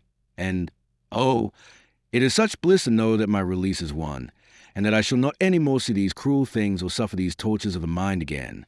Then why should I not go to my village and be as I was before? It is heaven, and you wonder that I desire it. Ah, ye are men, just men. My mother would understand." They didn't quite know what to say, so they sat still a while, looking pretty vacant. Then old Doc said, "Yes, your mother, that is true. I never saw such a woman. She worries and worries and worries, and wakes nights, and lies so, thinking, that is, worrying about you. And when the night storms go raging along, she moans and says, 'Ah, God pity her, she is out in this with her poor wet soldiers.' And when the lightning glares and the thunder crashes, she wrings her hands and trembles, saying, 'It is like the awful cannon and the flash, and yonder somewhere she is riding down upon the spouting guns, and I not there to protect her.' Ah, poor mother, it is pity, it is pity." "Don't, father, it breaks my heart. I will be so good to her when I get home. I will do her work for her, and be her comfort, and she shall not suffer any more through me." There was some more talk of this sort. Then Uncle Laxart said, "You have done the will of God, Day, and are quits. It is true, and none may deny it. But what of the king? You are his best soldier. What if he command you to stay?" That was a crusher and sudden. It took Joan a moment or two to recover from the shock of it. Then she said, quite simply and resignedly, "The king is my lord. I am his servant." She was silent and thoughtful a little while. Then she brightened up and said, cheerily, "But let us drive such thoughts away. This is no time for them. Tell me about home." So the two old gossips talked and talked about everything and everybody in the village. And it was good to hear. Joan, out of her kindness, tried to get us into the conversation, but that failed, of course. She was a commander-in-chief. We were nobodies. Her name was the mightiest in France. We were invisible atoms. She was a comrade of princes and heroes. We of the humble and obscure. She held rank above all personages and all puissances whatsoever in the whole earth, by right of bearing her commission direct from God. To put it in one word, she was Joan of Arc, and when that is said, all is said. To us she was divine. Between her and us lay the bridgeless abyss which that word implies. We could not be familiar with her. No, you can see yourselves that would have been impossible. And yet she was so human, too, and so good and kind and dear and loving and cheery and charming and unspoiled and unaffected. Those are all the words I think of now. But they are not enough. No, they are too few and colorless and meager to tell it all, or tell the half. Those simple old men didn't realize her. They couldn't. They had never known any people but human beings, and so they had no other standard to measure her by. To them, after their first little shyness had worn off, she was just a girl. That was all. It was amazing. It made one shiver, sometimes, to see how calm and easy and comfortable they were in her presence, and hear them talk to her exactly as they would have talked to any other girl in France. Why, that simple old Laxart sat up there and droned out the most tedious and empty tale one ever heard, and neither he nor Papa Doc ever gave a thought to the badness of the etiquette of it, or ever suspected that foolish tale was anything but dignified and valuable history. There was not an atom of value in it, and whilst they thought it distressing and pathetic, it was in fact not pathetic at all, but actually ridiculous. At least it seemed so to me, and it seems so yet. Indeed, I know it was, because it made Joan laugh, and the more sorrowful it got the more it made her laugh, and the paladin said that he could have laughed himself if she had not been there, and Noel Raingesson said the same. It was about old Laxart going to a funeral there at Domrémy 2 or 3 weeks back. He had spots all over his face and hands, and he got Joan to rub some healing ointment on them, and while she was doing it, and comforting him, and trying to say pitying things to him, he told her how it happened. And first he asked her if she remembered that black bull calf that she left behind when she came away, and she said indeed she did, and he was a day, and she loved him so, and was he well, and just drowned him in questions about that creature. And he said it was a young bull now, and very frisky, and he was to bear a principal hand at a funeral. And she said, "The bull?" And he said, "No, myself," but said the bull did take a hand, but not because of his being invited, for he wasn't, but anyway he was away over beyond the fairy tree, and fell asleep on the grass with his Sunday funeral clothes on, and a long black rag on his hat and hanging down his back, and when he woke he saw by the sun how late it was, and not a moment to lose, and jumped up terribly worried, and saw the young bull grazing there, and thought maybe he could ride part way on him and gain time. So he tied a rope around the bull's body to hold on by, and put a halter on him to steer with, and jumped on and started, but it was all new to the bull, and he was discontented with it, and scurried around and bellowed and reed and pranced. And Uncle Laxart was satisfied, and wanted to get off and go by the next bull or some other way that was quieter, but he didn't dare try, and it was getting very warm for him, too, and disturbing and wearisome, and not proper for Sunday. But by and by the bull lost all his temper, and went tearing down the slope with his tail in the air and blowing in the most awful way, and just in the edge of the village he knocked down some beehives. And the bees turned out and joined the excursion, and soared along in a black cloud that nearly hid those other two from sight, and prodded them both, and jabbed them and speared them and spiked them, and made them bellow and shriek and bellow. And here they came roaring through the village like a hurricane, and took the funeral procession right in the center, and sent that section of it sprawling, and galloped over it, every person with a layer of bees on him, and not a rag of that funeral left but the corpse. And finally the bull broke for the river and jumped in, and his face looked like a pudding with raisins in it.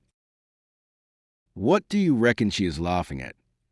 And old Doc stood looking at her the same way, sort of absently scratching his head, but had to give it up, and said he didn't know. Must have been something that happened when we weren't noticing. Yes, both of those old people thought that tale was pathetic, whereas to my mind it was purely ridiculous, and not in any way valuable to anyone. It seemed so to me then, and it seems so to me yet. And as for history, it does not resemble history.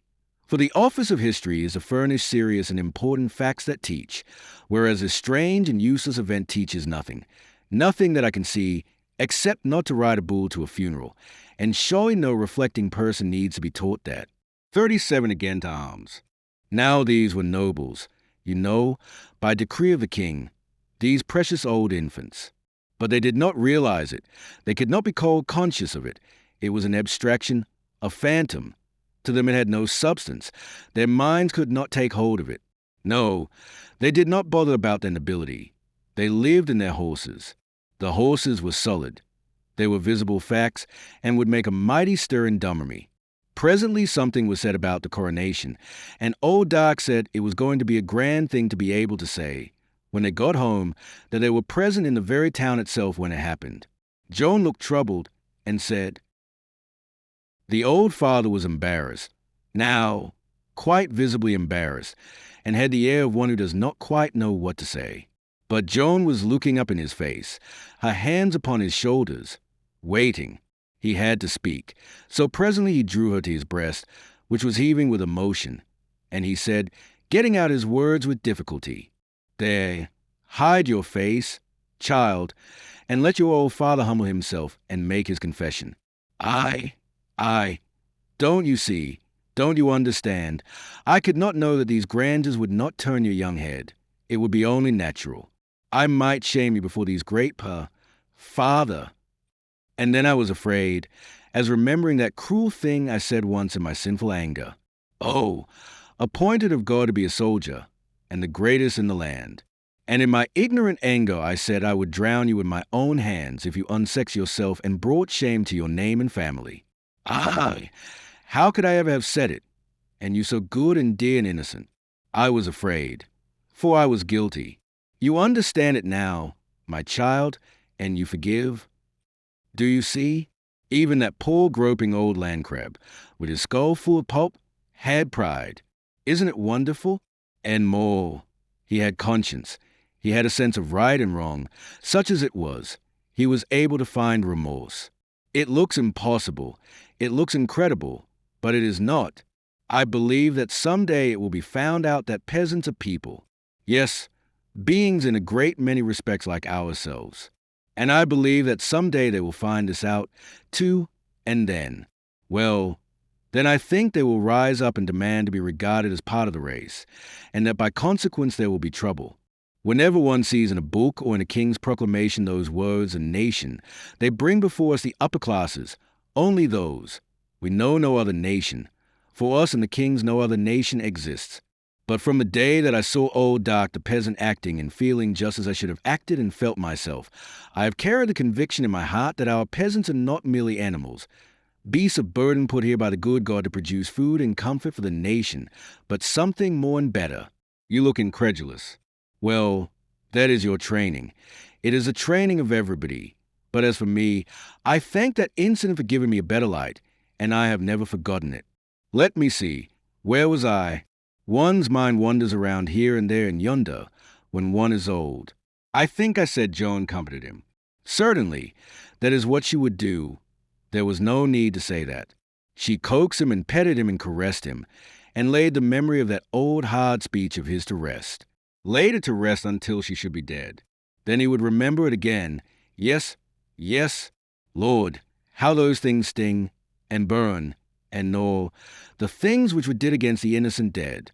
And we say in our anguish, if they could only come back. Which is all very well to say, but as far as I can see, it doesn't profit anything. In my opinion, the best way is not to do the thing in the first place. And I am not alone in this. I have heard our two knights say the same thing, and a man there in Orleans. No, I believe it was at Beaugency, or one of those places. It seems more as if it was at Beaugency than the others. This man said the same thing exactly, almost the same words. A dark man with a cast in his eye and one leg shorter than the other. His name was... It is singular that I can't call that man's name. I had it in my mind only a moment ago, and I know it begins with... No, I don't remember what it begins with, but never mind. Let it go. I will think of it presently, and then I will tell you. Well, pretty soon the old father wanted to know how Joan felt when she was in the thick of a battle, with the bright blades hacking and flashing all around her, and the blows rapping and slatting on her shield, and blood gushing on her from the cloven, ghastly face and broken teeth of a neighbor at her elbow, and the perilous sudden back surge of massed horses upon a person, when the front ranks give way before a heavy rush of the enemy, and men tumble limp and groaning out of saddles all around, and battle flags falling from dead hands wipe across one's face and hide the tossing turmoil a moment, and in the reeling and swaying and laboring jumble one's horses' hoofs sink into soft substances and shrieks of pain respond, and presently panic, rush, swarm, Flight, and death and hell following after. And the old fellow got ever so much excited, and strode up and down, his tongue going like a mill, asking question after question and never waiting for an answer. And finally he stood Joan up in the middle of the room, and stepped off and scanned her critically, and said, "No, I don't understand it. You are so little and slender. When you had your armor on today, it gave one a sort of notion of it. But in these pretty silks and velvets, you are only a dainty page, not a league-striding war colossus, moving in clouds and darkness and breathing smoke and thunder. I would God I might see you at it, and go tell your mother. That would help her sleep, poor thing. Hey, teach me the arts of the soldier, that I may explain them to her." And she did it. She gave him a pike, and put him through the manual of arms, and made him do the steps, too. His marching was incredibly awkward and slovenly, and so was his drill with the pike. But he didn't know it, and was wonderfully pleased with himself, and mightily excited and charmed with the ringing, crisp words of command. I am obliged to say that if looking proud and happy when one is marching was sufficient, he would have been the perfect soldier. And he wanted a lesson in sword-play, and got it. But of course that was beyond him. He was too old. It was beautiful to see Joan handle the foils, but the old man was a bad failure. He was afraid of the things, and skipped and dodged and scrambled around like a woman who has lost her mind on account of the arrival of a bat. He was of no good as an exhibition. But if La Hire had only come in, that would have been another matter. Those two fenced often. I saw them many times. True, Joan was easily his master, but it made a good show for all that, for La Hire was a grand swordsman. What a swift creature Joan was! You would see her standing erect with her ankle bones together and a foil arched over her head, the hilt in one hand and the button in the other, the old general opposite, bent forward, left hand reposing on his back, his foil advanced, slightly wiggling and squirming, his watching eye boring straight into hers, and all of a sudden she would give a spring forward and back again, and there she was, with the foil arched over her head as before. La Hire had been hit, but all that the spectator saw of it was something like a thin flash of light in the air, but nothing distinct, nothing definite.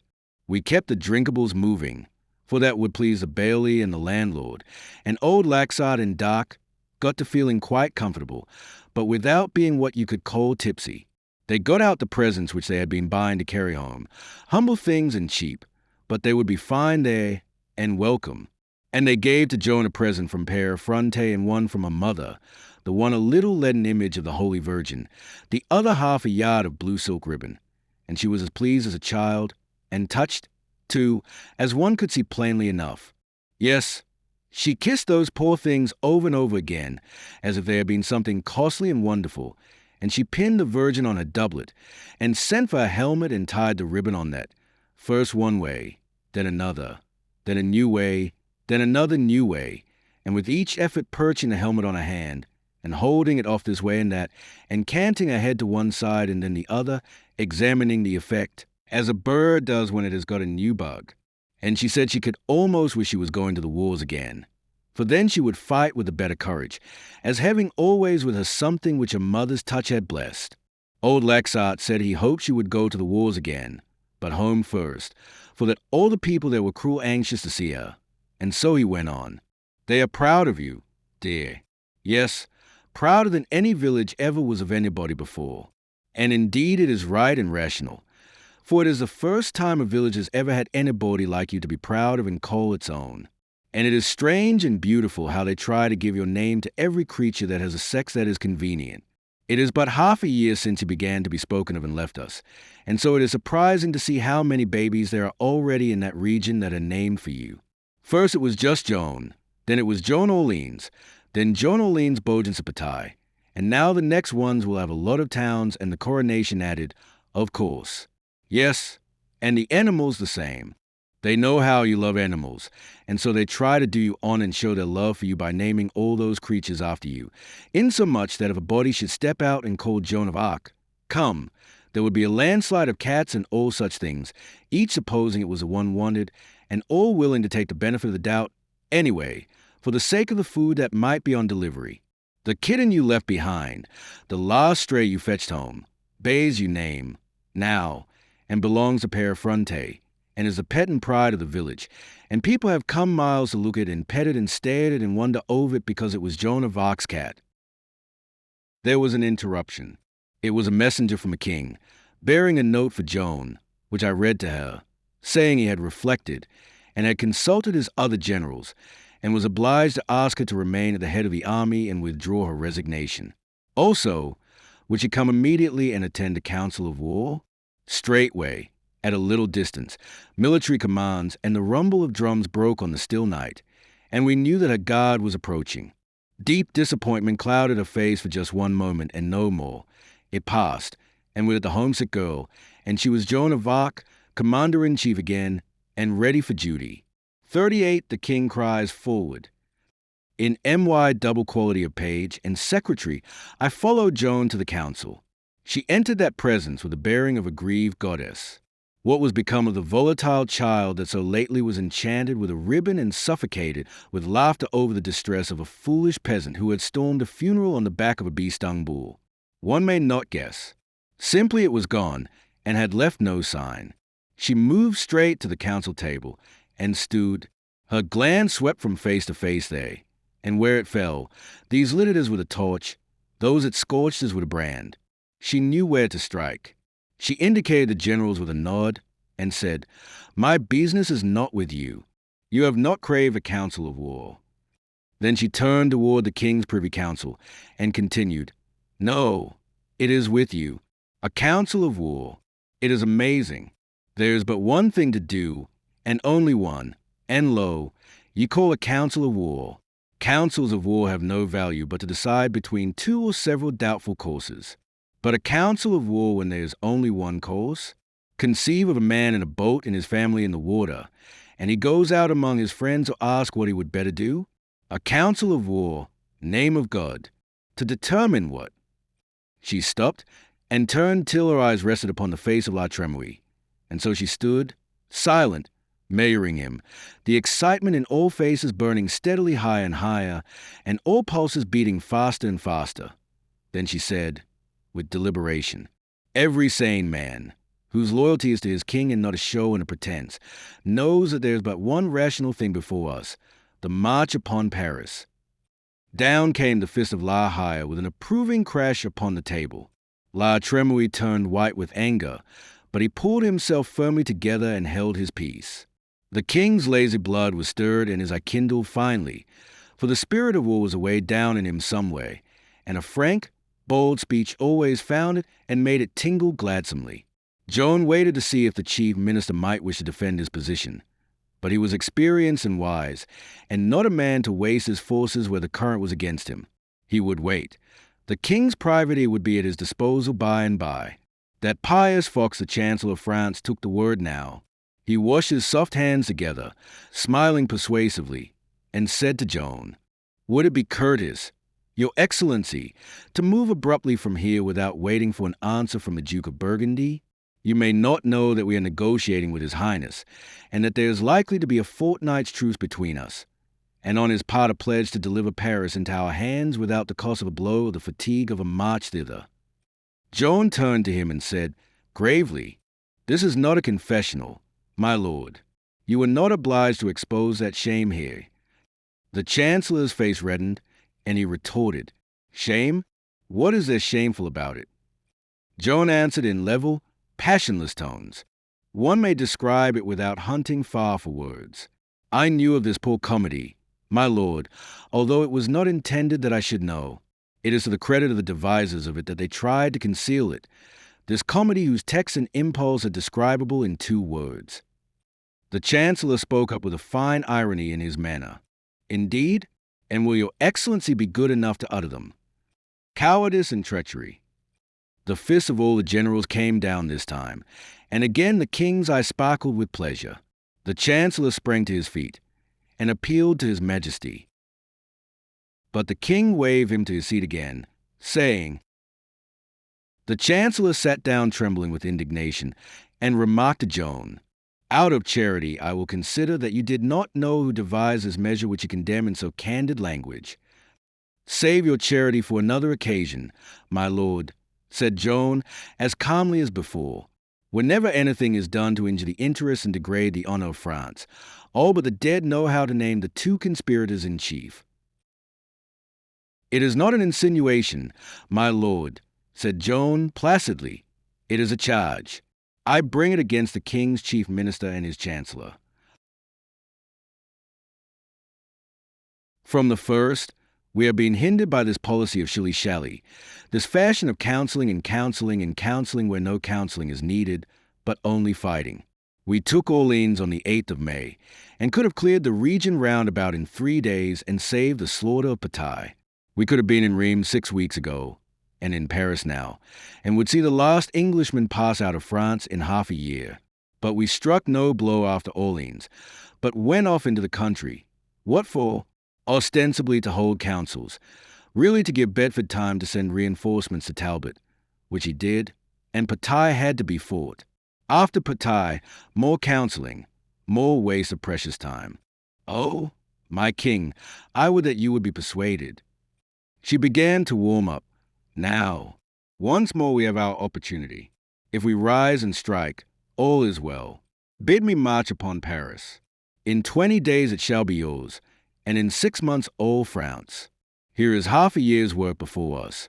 If this chance be wasted, I give you 20 years to do it in.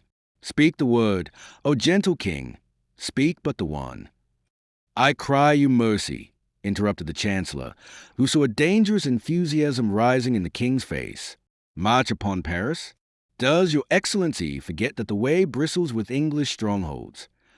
That for your English strongholds, and Joan snapped her fingers scornfully. Whence have we marched in these last days? From Gien. And whither? To Rheims. What bristled between? English strongholds. What are they now? French ones, and they never cost a blow. Here applause broke out from a group of generals, and Joan had to pause a moment to let it subside. Yes, English strongholds bristle before us. Now French ones bristle behind us. What is the argument? A child can read it. The strongholds between us and Paris are garrisoned by no new breed of English, but by the same breed as those others, with the same fears, the same questionings, the same weaknesses, the same disposition to see the heavy hand of God descending upon them. Stay, cried the chancellor.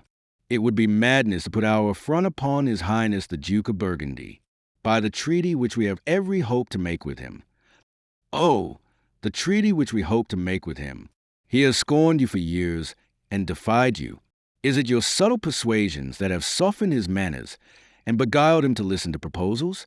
No, it was blows, the blows which we gave him. That is the only teaching that sturdy rebel can understand. What does he care for wind? The treaty which we hope to make with him. Alec, he deliver Paris. There is no pauper in the land that is less able to do it. He deliver Paris. Ah! But that would make Great Bedford smile. Oh! The pitiful pretext. The blind can see that this thin pourparlers with its 15-day truce has no purpose but to give Bedford time to hurry forward his forces against us. More treachery. Always treachery. We call a council of war, with nothing to counsel about, but Bedford calls no council to teach him what our course is. He knows what he would do in our place. He would hang his traitors and march upon Paris. O gentle king, rouse. The way is open. Paris beckons. France implores. Speak and we. Sire, it is madness, sheer madness. Your Excellency, we cannot. We must not go back from what we have done. We have proposed to treat. We must treat with the Duke of Burgundy. And we will, said Joan. At the point of the lance, the house rose, to a man, all that had French hearts, and let go a crack of applause, and kept it up, and in the midst of it one heard La Haye growl out, at the point of the lance, by God, that is music. The king was up, too, and drew his sword, and took it by the blade, and strode to Joan and delivered the hilt of it into her hand, saying, They, the king surrenders. Carry it to Paris. And so the applause burst out again, and the historical council of war that has bred so many legends was over. 39 we win, but the king balks. It was away past midnight, and had been a tremendous day in the matter of excitement and fatigue, but that was no matter to Joan when there was business on hand. She did not think of bed. The generals followed her to her official quarters, and she delivered her orders to them as fast as she could talk, and they sent them off to their different commands as fast as delivered, wherefore the messengers galloping hither and thither raised a world of clatter and racket in the still streets, and soon were added to this the music of distant bugles and the roll of drums, notes of preparation. For the vanguard would break camp at dawn.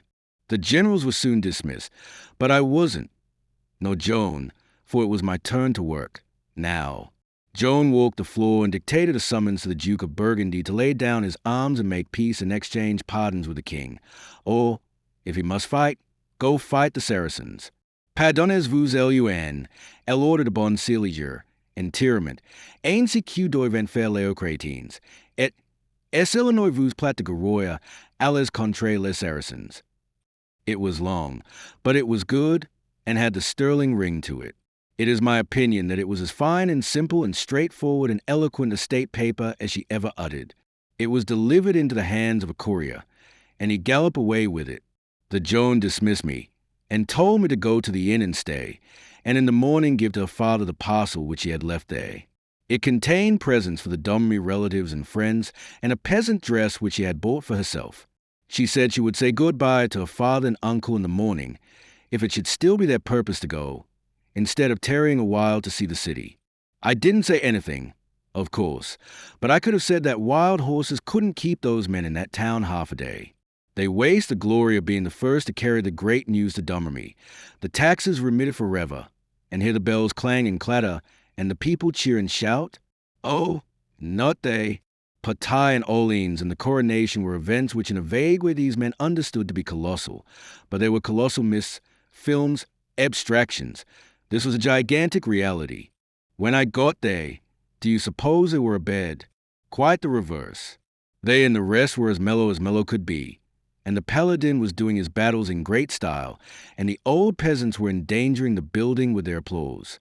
He was doing patay now, and was bending his big frame forward and laying out the positions and movements with a rake here and a rake there of his formidable sword on the floor, and the peasants were stooped over with their hands on their spread knees, observing with excited eyes and ripping out ejaculations of wonder and admiration all along. Yes, here we were, waiting for the word, our horses fidgeting and snorting and dancing to get away. We're lying back on the bridles till our bodies fairly slanted to the rear. The word rang out at last. Go. And we went. There was nothing like it ever seen. Where we swept by squads of scampering English, the mere wind of our passage laid them flat in piles and rows. Then we plunged into the ruck of Fastolf's frantic battle corps and tore through it like a hurricane, leaving a causeway of the dead stretching far behind. No tarrying, no slacking rein, but on. Far yonder in the distance lay our prey, Talbot and his host looming vast and dark, like a storm cloud brooding on the sea. Down we swooped upon them, glooming all the air with a quivering pall of dead leaves flung up by the whirlwind of our flight. In another moment we should have struck them as world strikes world when disorbited constellations crash into the Milky Way, but by misfortune and the inscrutable dispensation of God I was recognized. Talbot turned white, and shouting, "Save yourselves, it is the standard-bearer of Joan of Arc," drove his spurs home till they met in the middle of his horse's entrails, and fled the field with his billowing multitudes at his back. I could have cursed myself for not putting on a disguise. I saw reproach in the eyes of Her Excellency, and was bitterly ashamed. I had caused what seemed an irreparable disaster. Another might have gone aside to grieve, as not seeing any way to mend it. But I thank God I am not of those. Great occasions only summon as with a trumpet call the slumbering reserves of my intellect. I saw my opportunity in an instant. In the next I was away. Through the woods I vanished, FSD, like an extinguished light. Away around through the curtaining forest I sped, as if on wings, none knowing what was become of me, none suspecting my design. Minute after minute passed, on and on I flew, on, and still on, and at last with a great cheer I flung my banner to the breeze and burst out in front of Talbot. Oh, it was a mighty thought. That weltering chaos of distracted men whirled and surged backward like a tidal wave which has struck a continent, and the day was ours. Poor helpless creatures, they were entrapped, They were surrounded. They could not escape to the rear, for there was our army. They could not escape to the front, for there was I. Their hearts shriveled in their bodies. Their hands fell listless at their sides. They stood still, and at our leisure we slaughtered them to a man, all except Talbot and Fastolf, whom I saved and brought away, one under each arm. Well, there is no denying it. The paladin was in great form that night. Such style, such noble grace of gesture, such grandeur of attitude, such energy when he got going, such steady rise, on such sure wing, such nicely graduated expenditures of voice according to the weight of the matter, such skillfully calculated approaches to his surprises and explosions, such belief-compelling sincerity of tone and manner, such a climaxing peal from his brazen lungs, and such a lightning-vivid picture of his mailed form and flaunting banner when he burst out before that despairing army. And oh, the gentle art of the last half of his last sentence, delivered in the careless and indolent tone of one who has finished his real story, and only adds a colorless and inconsequential detail because it has happened to occur to him in a lazy way. It was a marvel to see those innocent peasants. Why, they went all to pieces with enthusiasm, and roared out applauses fit to raise the roof and wake the dead. When they had cooled down at last, and there was silence but for the heaving and panting, old Laxart said, admiringly, "As it seems to me, you are an army in your single person." "Yes, that is what he is," said Noel Raingesson, convincingly. "He is a terror, and not just in this vicinity. His mere name carries a shudder with it to distant lands, just his mere name.